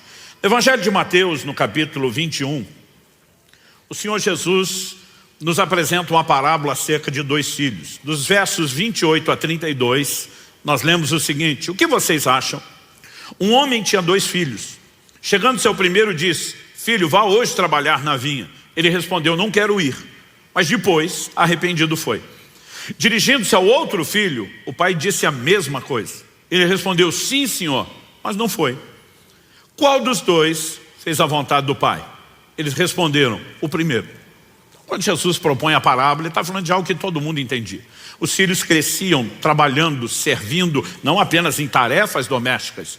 O sustento era tirado da terra, né? Tão logo tinham força, disposição, em níveis diferentes, já estavam envolvidos nessas responsabilidades. Então Jesus está falando de algo que todo mundo sabe. Agora o pai fala para um filho: vá trabalhar. E ele enfrenta o pai. A atitude inicial de rebeldia: não quero, não vou. Mas depois o coração arrepende e ele vai. Então aparentemente o primeiro é o rebelde. O segundo não. Aparentemente é obediente. Sim, senhor. Mas o segundo não foi. E aí Jesus diz: quem fez a vontade? A turma responde: o primeiro. E aí Jesus diz: pois é, obediência não é a resposta inicial, não é a encenação do seu comportamento, é o que no final das contas você fará com a ordem que foi dada. Mas por que é que Jesus está dando essa ilustração? Então ele continua e diz assim: então Jesus disse: em verdade lhes digo que os publicanos e as prostitutas estão entrando no reino de Deus primeiro que vocês. Porque João veio até vocês no caminho da justiça e vocês não acreditaram nele. No entanto, os publicanos e as prostitutas acreditaram. Vocês, porém, mesmo vendo isso, não se arrependeram depois para acreditar nele. Então Jesus basicamente está dizendo o seguinte: da mesma forma, vocês olham para os publicanos e as prostitutas, eram os piores rótulos de pecadores e mesmo de um comportamento, né, reprovável diante da sociedade da época. Ele diz: eles vão entrar primeiro do que vocês no reino. Por quê? Eles são aqueles que, quando a mensagem de Deus chega, eles dizem: não quero. Não quero obedecer, não quero submeter, quero fazer minha vontade, quero pecar, quero aproveitar, não quero. Mas em algum momento, quando existe arrependimento e sujeição, eles acabam fazendo o que Deus esperava. Embora o comportamento inicial fosse de rebeldia, a obediência encontrou lugar e espaço na vida deles. Vocês não. Os religiosos estão o tempo todo diante da palavra dizendo: sim, senhor, mas não faz aquilo que está sendo mandado.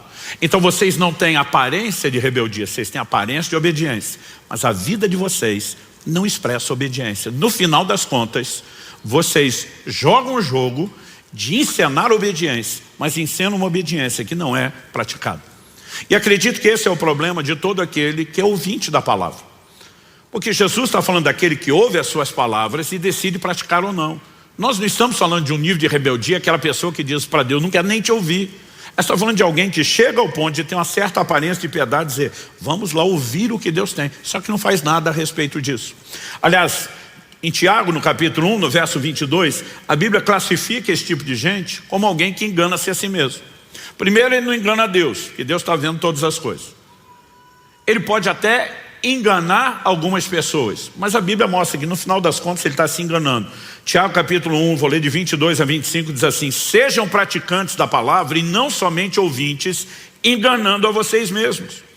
Porque se alguém é ouvinte da palavra e não é praticante, assemelha-se àquele que contempla o seu rosto natural no espelho, pois contempla a si mesmo, se retira e logo esquece como era a sua aparência.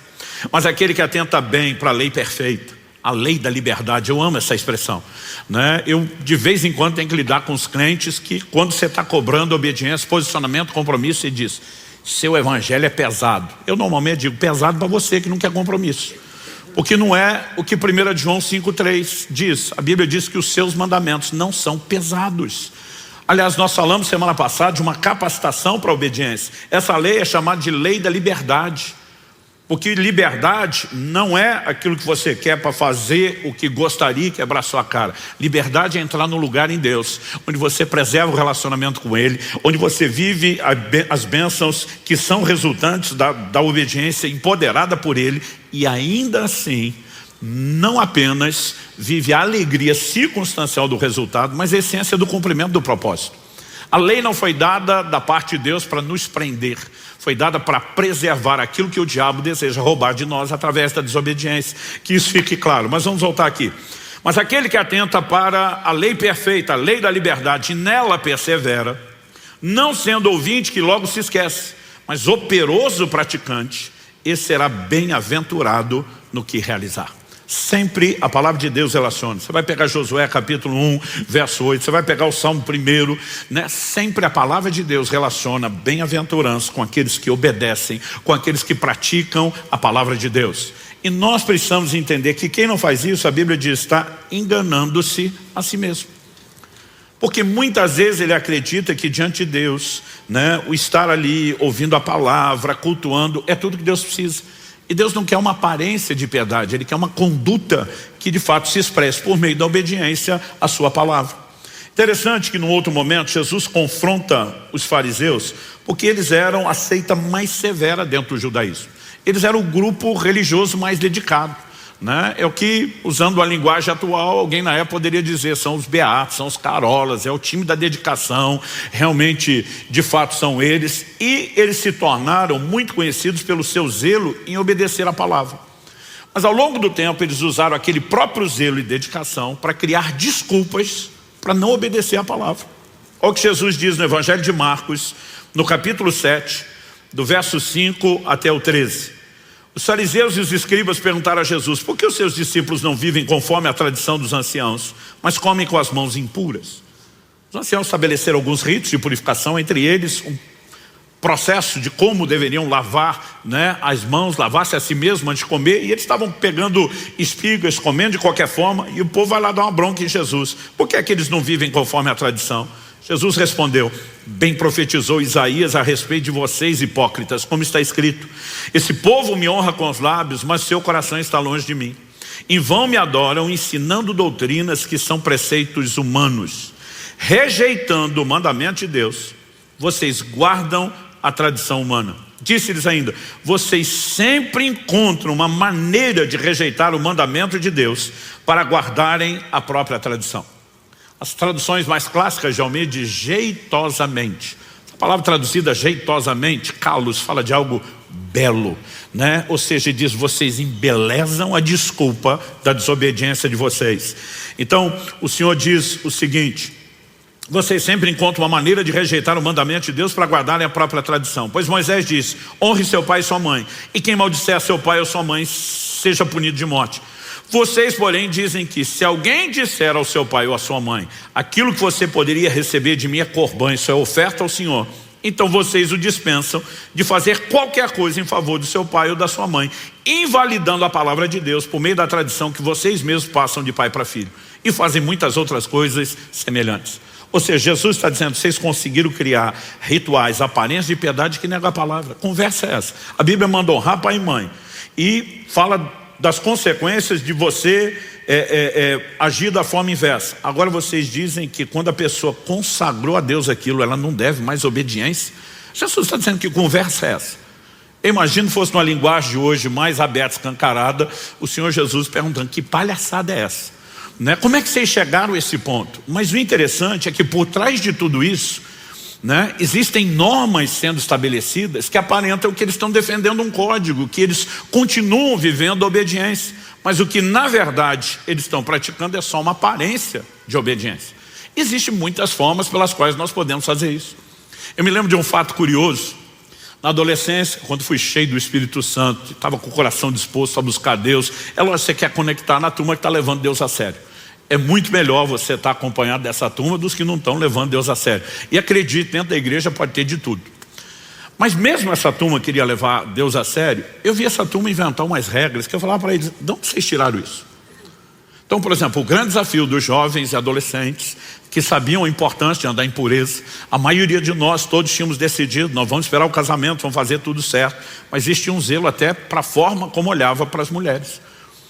Jó 31:1 diz, fiz aliança com os meus olhos, como pois os fixaria numa vista? Então você olha para um cara mundano, às vezes a mulher passa, ele dá o raio-x de alto a baixo, né? Consegue avaliar, imaginar tudo que quer. A conduta de um homem de Deus não deve ser dessa forma. E essa hora que pelo menos os machos tinham que dizer um amém aí, vamos lá.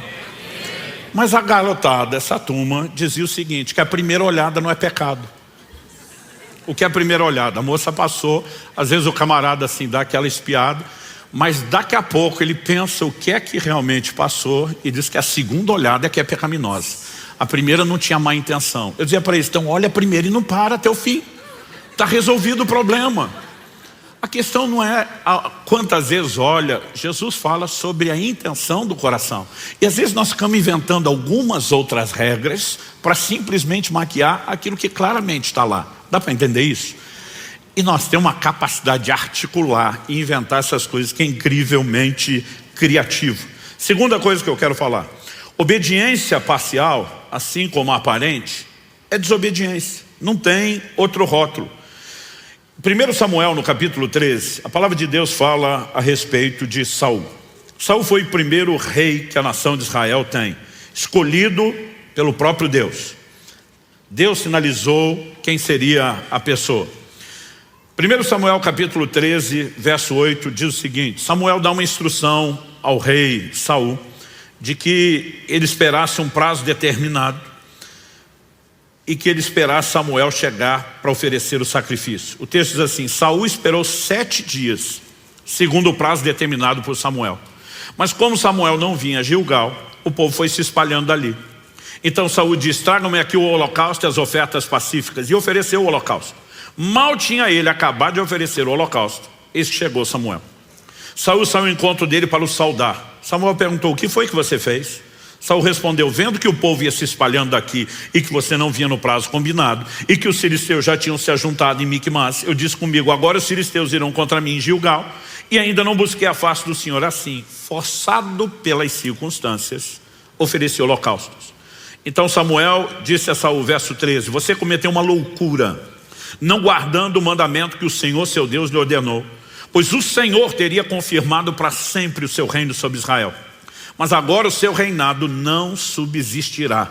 O Senhor buscou para si um homem segundo o seu coração e já lhe ordenou que seja príncipe sobre o seu povo, porque você não guardou o que o Senhor lhe ordenou. Eu, honestamente, às vezes eu li essas coisas e eu pensava, poxa, Deus jogou duro com Saul. O cara deu um deslize e já foi limado, já foi jogado para fora. E interessante que Samuel diz, Deus já achou um outro segundo o seu coração. Só quando o outro segundo o seu coração é colocado, ele fez algumas coisas piores do que o primeiro. Eu dizia para Deus, por que o segundo não foi limado fora? Porque muitas vezes nós achamos que Deus está avaliando um momento, um comportamento. Mas não foi isso que Deus explicou para Samuel na hora de escolher os filhos de Jessé. Deus diz, o homem olha a aparência, Deus vê o coração. E o coração é aquilo que determina como será o nosso comportamento. Deus não estava avaliando uma ação de Saul.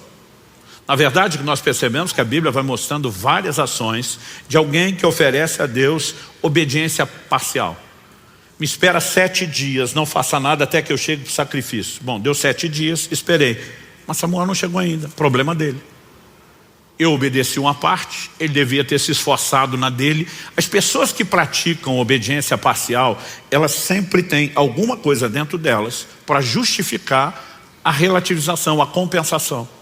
É quase como se fosse mais ou menos assim, obedeci nessa área, tudo bem se eu desobedecer na outra, porque um pelo outro, e esse aqui é mais importante, eu acho que no final meu saldo está bem. E não é dessa forma que Deus olha.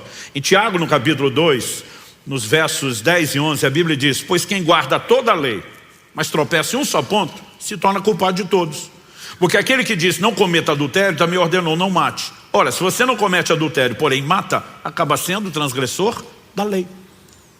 Então, de alguma forma, às vezes a gente fica relativizando e a gente diz, não, mas se eu fiz isso aqui, aquilo cabe. E a obediência parcial, ela é considerada por Deus desobediência. Eu acho interessante o como a mentalidade das pessoas processam as coisas. Por exemplo, para nós, aliás, a gente olha na própria sociedade, pregando o evangelho para muita gente presa, condenada, você vê que uma das coisas que mais gera culpa na mente e no coração do homem, normalmente diz respeito ao homicídio. Mas ao longo da história, nós já tivemos momentos onde, diante dos escrúpulos das pessoas, mesmo daqueles que não eram muito tementes a Deus, não, existiam algumas coisas que tinham um peso maior. Uma delas, que infelizmente a nossa sociedade está programando todo mundo para aceitar, é que o adultério está tudo bem. Mas, por exemplo, por que Abraão faz um acordo com Sara, sua esposa, e diz, olha, onde a gente chegar você vai dizer que é minha irmã e não minha esposa? Porque ele diz, você é uma mulher muito bonita, vão querer você, e para ficar com você vão me matar. Por que queriam matar Abraão? Porque se a mulher tem marido, ninguém pode ficar com ela, mas se tiver viúva, pode. Então olha a cabeça dos caras. Adulterar não, matar tudo bem. Porque pelo menos depois que a gente matar o cara, a gente cometeu um pecado menor, mas o pecado maior, que é o adultério, nós não vamos cometer. Hoje em dia, as pessoas olham para o adultério como o pecado menor e o homicídio maior, mas a relativização continua. Só que a Bíblia está dizendo, o mesmo Deus que ordenou uma coisa, ordenou outra. Quando você tropeça num, você tropeçou em todos, não adianta relativizar. Mas de alguma forma você olha para Saul e você vai perceber isso o tempo todo. Vá comigo para 1 Samuel capítulo 15. E de novo a Bíblia vai falar a respeito de Saul. E a Escritura nos mostra o como de fato aquilo era uma conduta recorrente. 1 Samuel 15, eu vou começar no verso 1. Samuel disse a Saul, foi a mim que o Senhor enviou para ungir você como rei sobre Israel, o povo dele. Agora ouça as palavras do Senhor. Em outras palavras, você lembra do início? Que Deus me usou para levantar você, escolher você, que tudo que eu falei da parte de Deus tem acontecido, se mostrou fiel. Então, presta atenção. Ele diz o seguinte, verso 2. Assim diz o Senhor dos Exércitos, castigarei Amaleque pelo que fez a Israel, colocando-se no caminho de Israel quando ele saía do exército, do Egito. Está lá em Êxodo no capítulo 17. Portanto, vá e ataque os amalequitas, destruindo totalmente aquilo que eles tiverem. Não poupe ninguém. Mate homens, mulheres, meninos e crianças de peito, bois, ovelhas, camelos e jumentos. Aqui nós chegamos a uma medida extrema de juízo, o que normalmente não acontece de imediato. Se você lembrar de Gênesis 15, Deus diz para Abraão, olha, a sua descendência vai ser peregrina em terra alheia durante 400 anos. Eles serão reduzidos à escravidão. Antes que eu os tire, Deus não usa o nome Egito, mas está falando de lá. Antes que eu os tire e os traga de volta a Canaã que eu te prometi. Por que Deus está dizendo que precisaria tanto tempo deles fora antes de trazê-los? O Senhor diz assim, porque a medida da ira dos cananeus não encheu. Eles são rebeldes, são desobedientes, eu vou julgá-los. Mas Deus está dizendo, a minha longanimidade não esgotou. Então eu ainda vou dar mais 400 anos de misericórdia para que se arrependam. Como eu, Deus presciente, sei que não vão arrepender. No final disso, o juízo vem e vem com tudo. A mesma coisa com os amalequitas. Eles não foram julgados imediatamente pelo que fizeram. Aliás, Tiago escreve e diz que a misericórdia triunfa do juízo. Antes de oferecer juízo, Deus sempre oferece misericórdia. O problema é que as pessoas confundem a longanimidade, a paciência de Deus, com impunidade. Então o cara olha, não viu muita consequência e pensa, deu nada não. E não se arrepende, endurece o coração. E há um momento onde Deus simplesmente diz, basta. Você vai ver isso no Apocalipse, ele falando com a mulher que ele denomina de Jezabel. Dei-lhe tempo para que se arrependesse, mas ela não quer se arrepender. Ou seja, toda oportunidade de arrependimento, conserto e volta à obediência, não houve juízo. E quando chega a esse momento extremo, Deus diz, agora vocês vão exterminá-los. Em outras palavras, era literalmente acabar com a sua raça. Uma palavra dura, porém determinada por Deus. O verso 4 de Saul convocou o povo. A partir do verso 7 nós lemos, então Saul derrotou os amalequitas desde Avilá até chegar a Sur, que está diante do Egito. Tomou vivo Agag, rei dos amalequitas, porém destruiu todo o povo ao fio da espada. Mas Saul e o povo pouparam Agag, o melhor das ovelhas e dos bois, os animais gordos, os cordeiros e tudo mais que era bom. A isso não quiseram destruir totalmente, porém toda coisa sem valor e desprezível destruíram. Então a palavra do Senhor, verso 10, veio a Samuel dizendo, lamento haver constituído Saul como rei, porque deixou de me seguir e não executou as minhas palavras. Então Samuel ficou triste e clamou ao Senhor durante toda a noite. Samuel madrugou para encontrar Saul pela manhã, mas anunciaram a Samuel: Saul já chegou ao Carmelo. Eis que levantou para si um monumento. Depois, dando a volta, passou, desceu a Gilgal. Samuel encontrou Saul e este lhe disse: que você seja bendito do Senhor. Executei as palavras do Senhor. Cara de pau. Mas Samuel perguntou: então que balido de ovelhas é esse nos meus ouvidos e o mugir de bois que estou escutando? Saul respondeu: trouxeram isso dos amalequitas, porque o povo guardou o melhor das ovelhas e dos bois para o sacrificar ao Senhor seu Deus. O resto nós destruímos totalmente. Então Samuel disse a Saul: espere, vou declarar a você o que o Senhor me disse essa noite. Saul respondeu: fale. Samuel continuou: não é verdade que mesmo sendo pequeno aos seus próprios olhos, você foi colocado por cabeça das tribos de Israel? O Senhor o ungiu como rei de Israel. O Senhor o enviou esse caminho e disse: vá e destrua totalmente esses pecadores, os amalequitas, e lute contra eles até exterminá-los. Por que então você não deu ouvidos à voz do Senhor, mas se lançou sobre o despojo e fez o que era mal aos olhos do Senhor? Então Saul disse a Samuel: pelo contrário, dei ouvidos à voz do Senhor e segui o caminho pelo qual o Senhor me enviou. Eu trouxe Agag, o rei de Amaleque, e destruí totalmente os amalequitas. Mas o povo pegou o despojo das ovelhas, dos bois, o melhor do que estava destinado à destruição, para oferecer ao Senhor seu Deus em Gilgal. Interessante essa expressão que aparece aqui, destinada à destruição, é a palavra hebraica Sherem. É a mesma usada quando Deus diz para Josué: quando vocês conquistarem Jericó, ninguém pegue nada. O ouro, o tesouro, a prata são consagrados a Deus. O resto, Sherem. A palavra Sherem significa consagrado à destruição. Então muitas vezes é traduzido como condenado. É uma expressão difícil, mas é uma consagração que se faz a Deus, porém a destruição.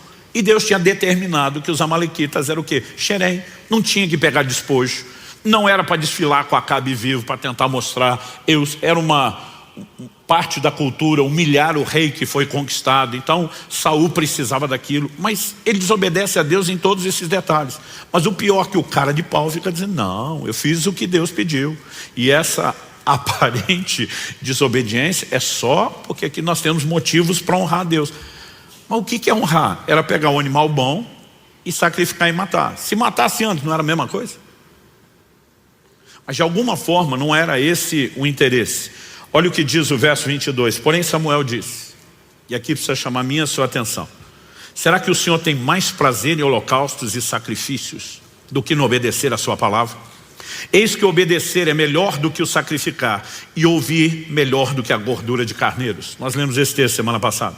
Porque a rebelião é como o pecado da feitiçaria, e a obstinação é como a idolatria e o culto a ídolos do lar. Por você ter rejeitado a palavra do Senhor, também ele o rejeitou como rei.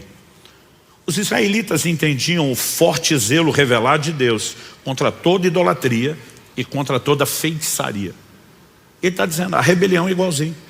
Da mesma forma que o feiticeiro se expõe à ação demoníaca, o rebelde e o desobediente também. Aliás, nós precisamos entender isso, que a nossa força ou autoridade contra o reino das trevas está atrelada à nossa disposição de obediência e sujeição a Deus. Tiago capítulo 4, você vai ler lá a declaração: sujeitai-vos, portanto, a Deus e resistir o diabo e ele fugirá de vós. Tem crente tentando praticar só o resistir o diabo, sem praticar o sujeitai-vos a Deus. Agora, você só pode exercer autoridade quando está submisso à autoridade. Aquele centurião romano que vem pedir que Jesus cure o seu servo, ele diz assim: eu sou um homem sujeito à autoridade e tenho homens debaixo da minha autoridade. Ou seja, falando na cadeia de comando do exército, ele está dizendo o seguinte: se eu sou major, tem coronel, né, tem generais, tem patentes acima de mim, eu sou sujeito a eles. Mas eu também tenho gente debaixo de mim. Tem capitão, tem tenente, tem gente para obedecer minha voz de comando. E a minha capacidade de poder exercer a autoridade para baixo depende da minha sujeição à autoridade para cima. No reino de Deus não é diferente. A Bíblia diz, se você se sujeita a Deus, a autoridade maior, você pode expressar autoridade contra Satanás e o reino das trevas. Mas se não faz isso, não.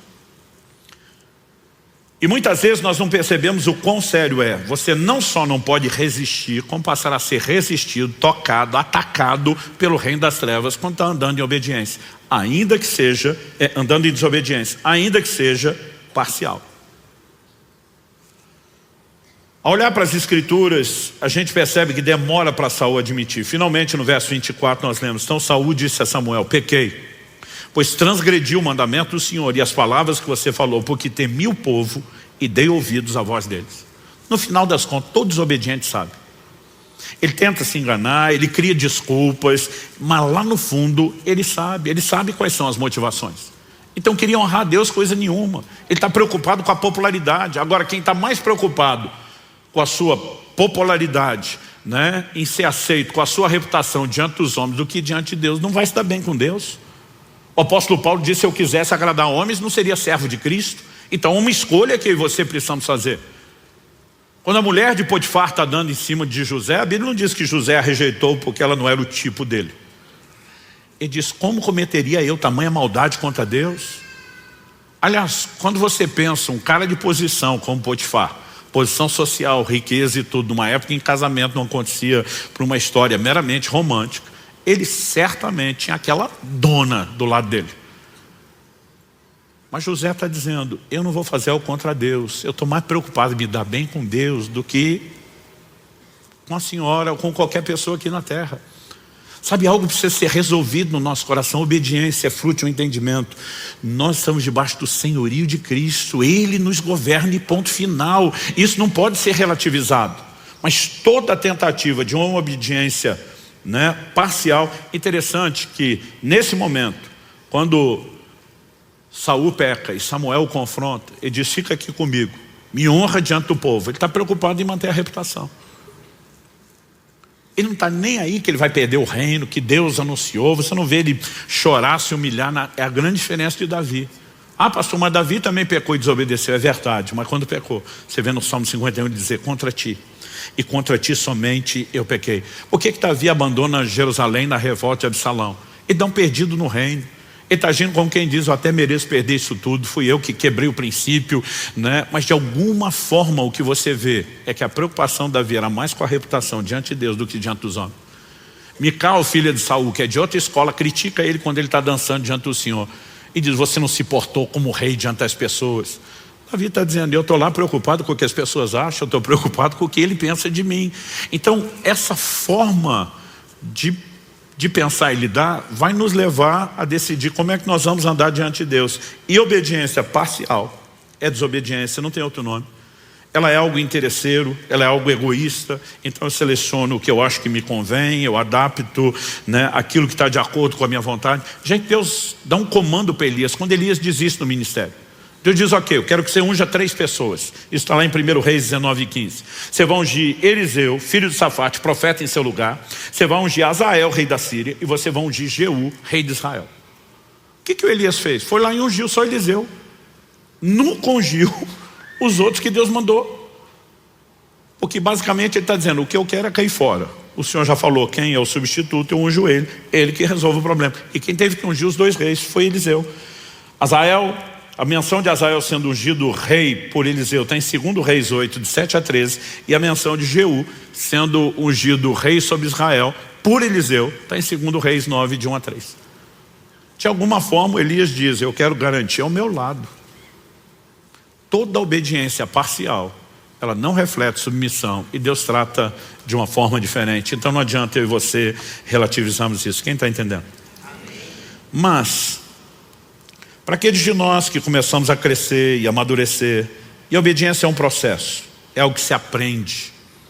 O livro de Hebreus nos diz lá no capítulo 5, e eu acho muito importante que a gente entenda isso. Hebreus capítulo 5 nos fala a respeito de Jesus, nos versos 7 a 9, assim: ele, Jesus, nos dias da sua carne, tendo oferecido com forte clamor e lágrimas orações e súplicas a quem o podia livrar da morte, foi ouvido por causa da sua reverência. Embora fosse filho, aprendeu a obediência pelas coisas que sofreu. Repita comigo: aprendeu a obediência. Não, com mais ânimo e vontade. Vamos lá: aprendeu a obediência. O texto diz: aprendeu a obediência pelas coisas que sofreu, e tendo sido aperfeiçoado, tornou-se o autor da salvação eterna para todos os que lhe obedecem. Aquele que aprendeu a obediência salva os que lhe obedecem.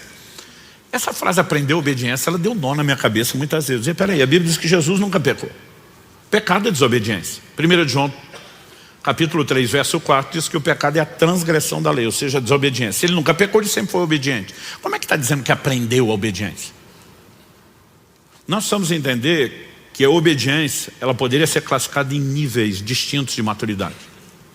Aqui o texto não está dizendo que ele não sabia nada, ele está dizendo que ele está enfrentando uma situação que vai gerar conflito de vontades. Coração de Jesus no Getsemane: se possível, passe de mim esse cálice. No entanto, eu não estou aqui para defender a minha vontade, seja feita a sua, não a minha. Há um conflito de vontade acontecendo para esse nível que ele não chegou antes.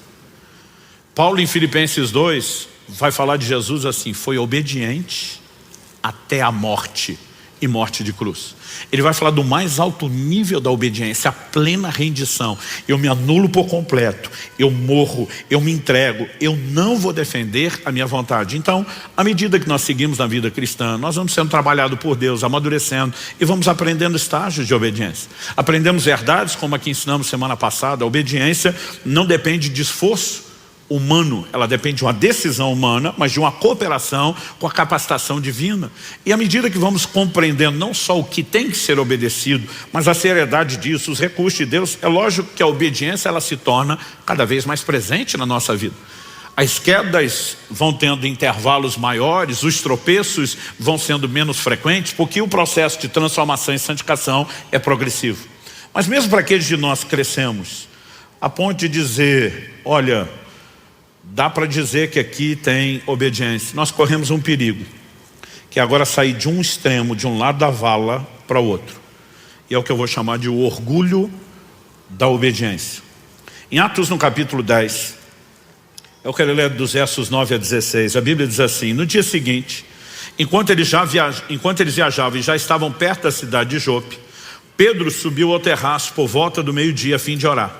Estando com fome, quis comer. Mas enquanto lhe preparavam a comida, sobreveio-lhe um êxtase. Viu o céu aberto e um objeto como se fosse um grande lençol que descia do céu e era baixado à terra pelas quatro pontas, contendo todo tipo de quadrúpedes, répteis da terra e aves do céu. E ouviu-se uma voz que se dirigia a ele: levante-se, Pedro, mate e coma. Mas Pedro respondeu: de modo nenhum, Senhor, porque nunca comi nada que fosse impuro ou imundo.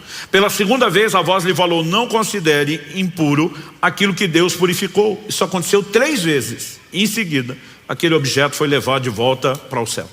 O apóstolo Pedro está chegando em Jope, está com fome, a turma resolve preparar, a comida, o almoço, mas a Bíblia diz que ele sobe ao terraço. Por volta do meio-dia, o sol comendo solto, mas ele diz: vamos orar, vamos buscar Deus. Quando ele está no momento de oração, ele tem um êxtase.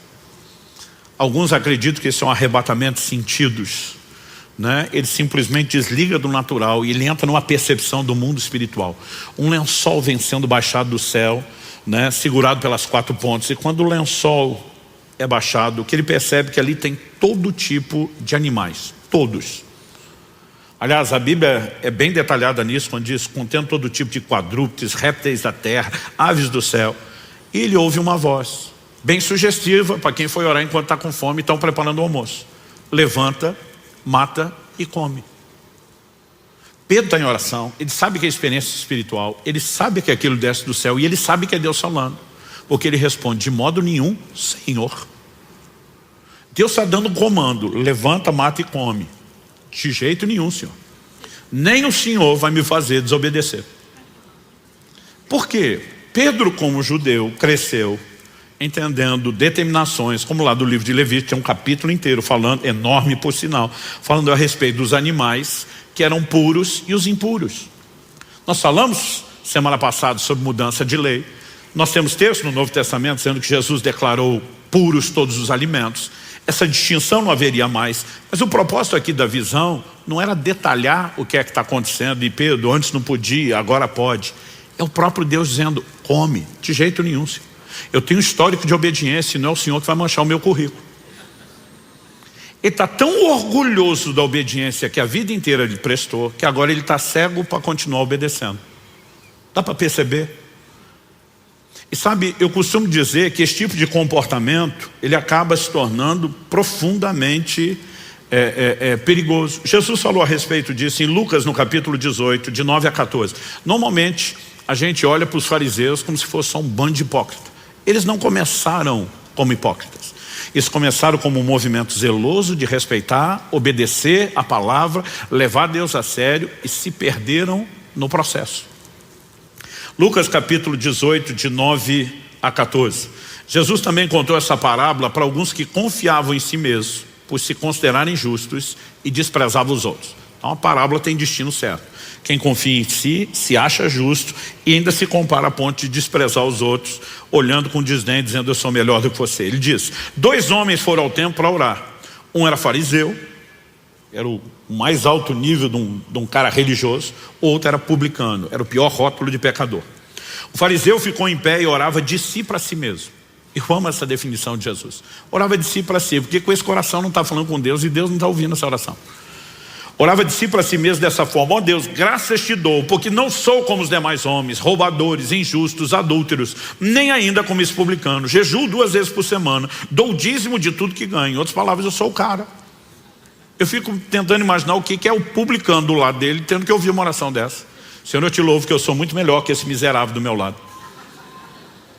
Alguns de nós publicanos pensaria, publicano por publicano, pecador por pecador, já dava um couro no camarada do lado, dentro da casa de Deus. A Bíblia diz assim, o publicano estando em pé longe, nem mesmo ousava levantar os olhos para o céu, mas batia no peito dizendo, ó Deus, tem pena de mim. Outra tradução diz, misericórdia de mim que sou pecador. Digo a vocês que este desceu justificado para sua casa e não aquele. Porque todo o que se exalta será humilhado, mas o que se humilha será exaltado. Que esse texto seja devidamente entendido. Deus não está punindo o obediente para recompensar o desobediente. O assunto agora é humildade ou orgulho. E isso é o que está sendo abordado. Só que a Bíblia diz claramente que Deus resiste ao soberbo. Se tem algo que vai envenenar o relacionamento de qualquer pessoa com Deus, é o orgulho. E esse cara tem o orgulho da obediência. O senhor sabe que eu jejuo 2 vezes por semana, eu dou o dízimo de tudo, eu sou o cara. E quando você entra nesse modo de fazer o que deve, mas se gloriar por isso, você está desfazendo aquilo que fez. Porque a mesma Bíblia que mandou você fazer aquelas coisas, manda que você não se orgulhe. E quando você tropeça num ponto, você tropeçou em todos os outros. É como se não tivesse feito nada daquilo do qual você se orgulha. Aliás, o orgulho da obediência é contraditório. Porque não se trata de mérito. Nós falamos semana passada que a única forma de viver plena obediência é pela capacitação da graça. Então no final, se eu e você obedecemos, tem que haver em nossos corações uma atitude de quem reconhece. Se não fosse o Senhor, ainda que eu tenha tomado minha decisão, levado a sério minha responsabilidade, se não fosse o Senhor e os seus recursos, eu não teria chegado lá. Como é que eu vou me orgulhar de algo como se não tivesse feito aquilo com a ajuda de Deus? Segundo, além de ser contraditório, Jesus fala em Lucas, no capítulo 17, de 7 a 10, de um camarada que diz que merece uma medalhinha no peito, escrito servo inútil. Ele diz, depois que vocês fizerem tudo que foi mandado, vocês têm que se nomear servos inúteis, porque fizeram só o que tinha que ser feito. Em outras palavras, você não fez mais do que obrigação, está se orgulhando do quê? Então, nós precisamos entender que o orgulho da obediência é contraditório à ação da graça, e faz a gente achar de alguma forma que isso não era a obrigação que nós temos que carregar. No entanto, quando eu olho para esses camaradas, eu fico me perguntando, será que eu e você? O fariseu ainda é mais fácil a gente dizer, não, esse aqui não era dos melhores não. Mas você pega Pedro, um líder exemplar, uma das colunas da igreja, e o cara está dizendo para Deus de modo nenhum, Senhor. Então a pergunta é, será que pode acontecer comigo, com você? A resposta é com certeza. Alguns anos atrás, eu tive uma experiência que me abriu a mente para perceber o quanto eu e você estamos vulneráveis a esse tipo de coisa. Logo nos primeiros anos da Alcance aqui em Curitiba, eu levei os homens do presbitério para um retiro de oração e jejum. As mulheres não podiam, a maioria dos filhos eram pequenos, então nós saímos só os homens, acho que eram 2 ou 3 dias. Durante esse nosso tempo de jejum e oração, alguém fez um comunicado numa época em que a internet era uma coisa complicada, né? Não me lembro se ainda estávamos no modo de escada, mas era complicado. Mas alguém falou assim, vocês estão sabendo que fulano de tal, falou o nome do ministro. Falou assim, o cara veio a público com um vídeo de uma confissão, admitindo que tropeçou, que caiu, que errou, está se afastando do ministério, está sendo exposto, né, a um tempo de disciplina. E alguém falou, ó, estou com o vídeo aqui. Falei, vamos assistir isso. E nós assistimos o vídeo. E quando terminamos de assistir o vídeo, eu falei para eles, escreva o que eu vou falar. A maioria de quem está perto de mim o suficiente sabe que se eu falar escreva, o negócio é muito sério e dificilmente não acontece, né? Porque eu só falo isso quando estou debaixo de muita convicção. Falei, escreva o que vai acontecer. E não estava falando por revelação de Deus, não, era dedução. Eu falei, ele fez essa confissão com o líder do lado. O líder não está dando só apoio ao processo. Eu conheço o líder dele. O líder dele é jogo duro. E ele engoliu esse negócio a seco, porque não tinha muita opção. Mas ele não vai aguentar o processo. Só quando ele não aguentar, ele é o queridinho, ele é o popular, não o líder dele, conhecido por ser austero e duro. Então a hora que ele espanar, mesmo não cumprindo o processo, ele vai ser acolhido por outros líderes fora do ministério dele, que vão dar um tratamento bem mais suave a tudo que aconteceu. E infelizmente vão tratar a coisa como prazo de validade. Então eu acho que pelo que aconteceu, eles vão achar que 1 ano é pouco. Com 1 ano e meio, esse cara volta para o ministério como se o tempo resolvesse as coisas. Eu falei, infelizmente ele vai ter um grande apoio para voltar, mesmo não cumprindo tudo isso ao qual ele está se comprometendo. E como eu queria ter errado, mas não errei.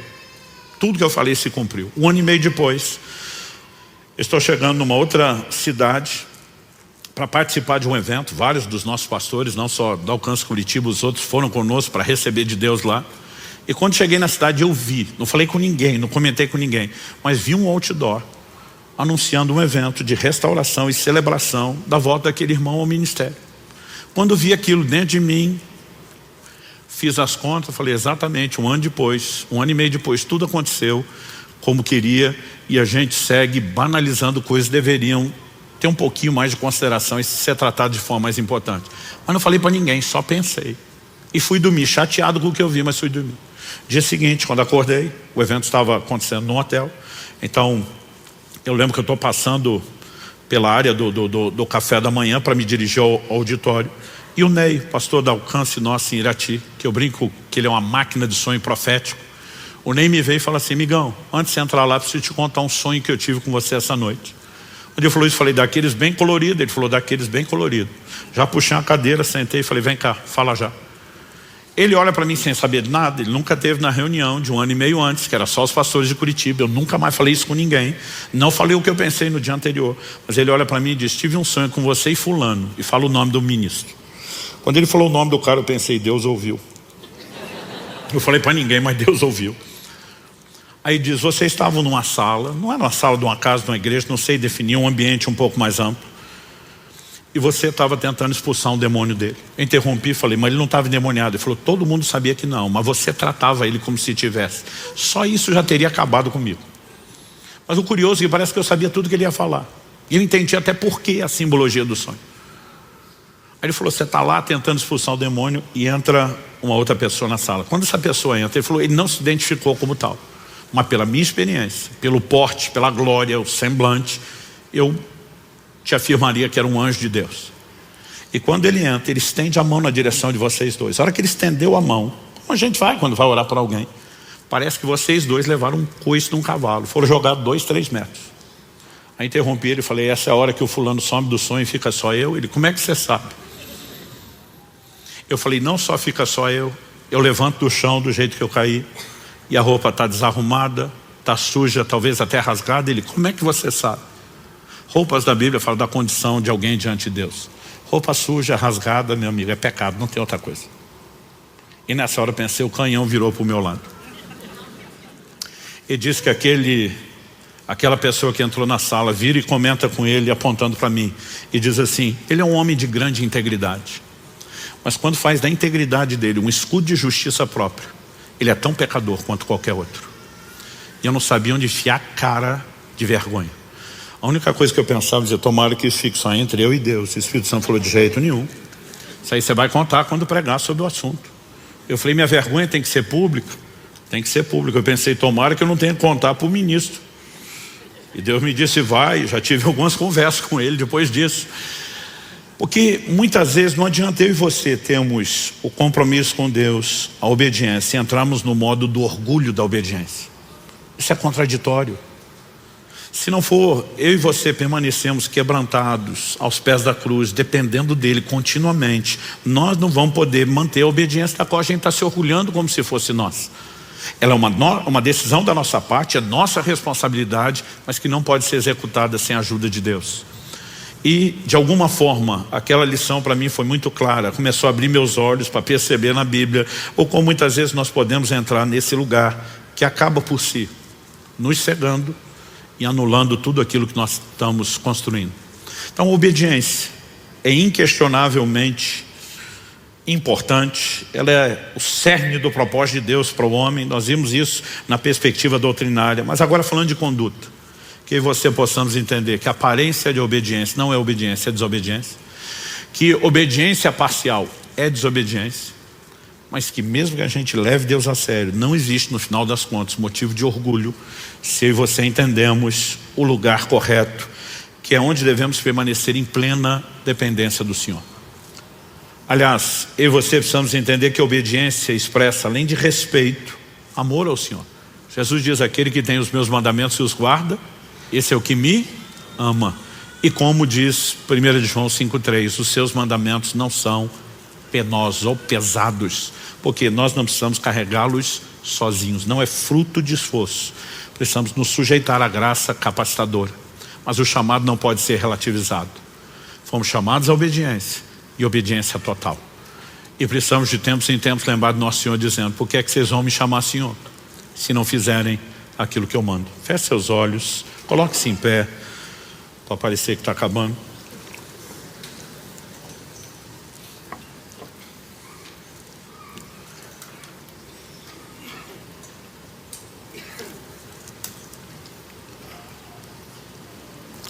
Meu Deus, nós reconhecemos que se o Senhor não vivificar a Tua palavra dentro de nós, sairemos apenas com um pouco mais de informação,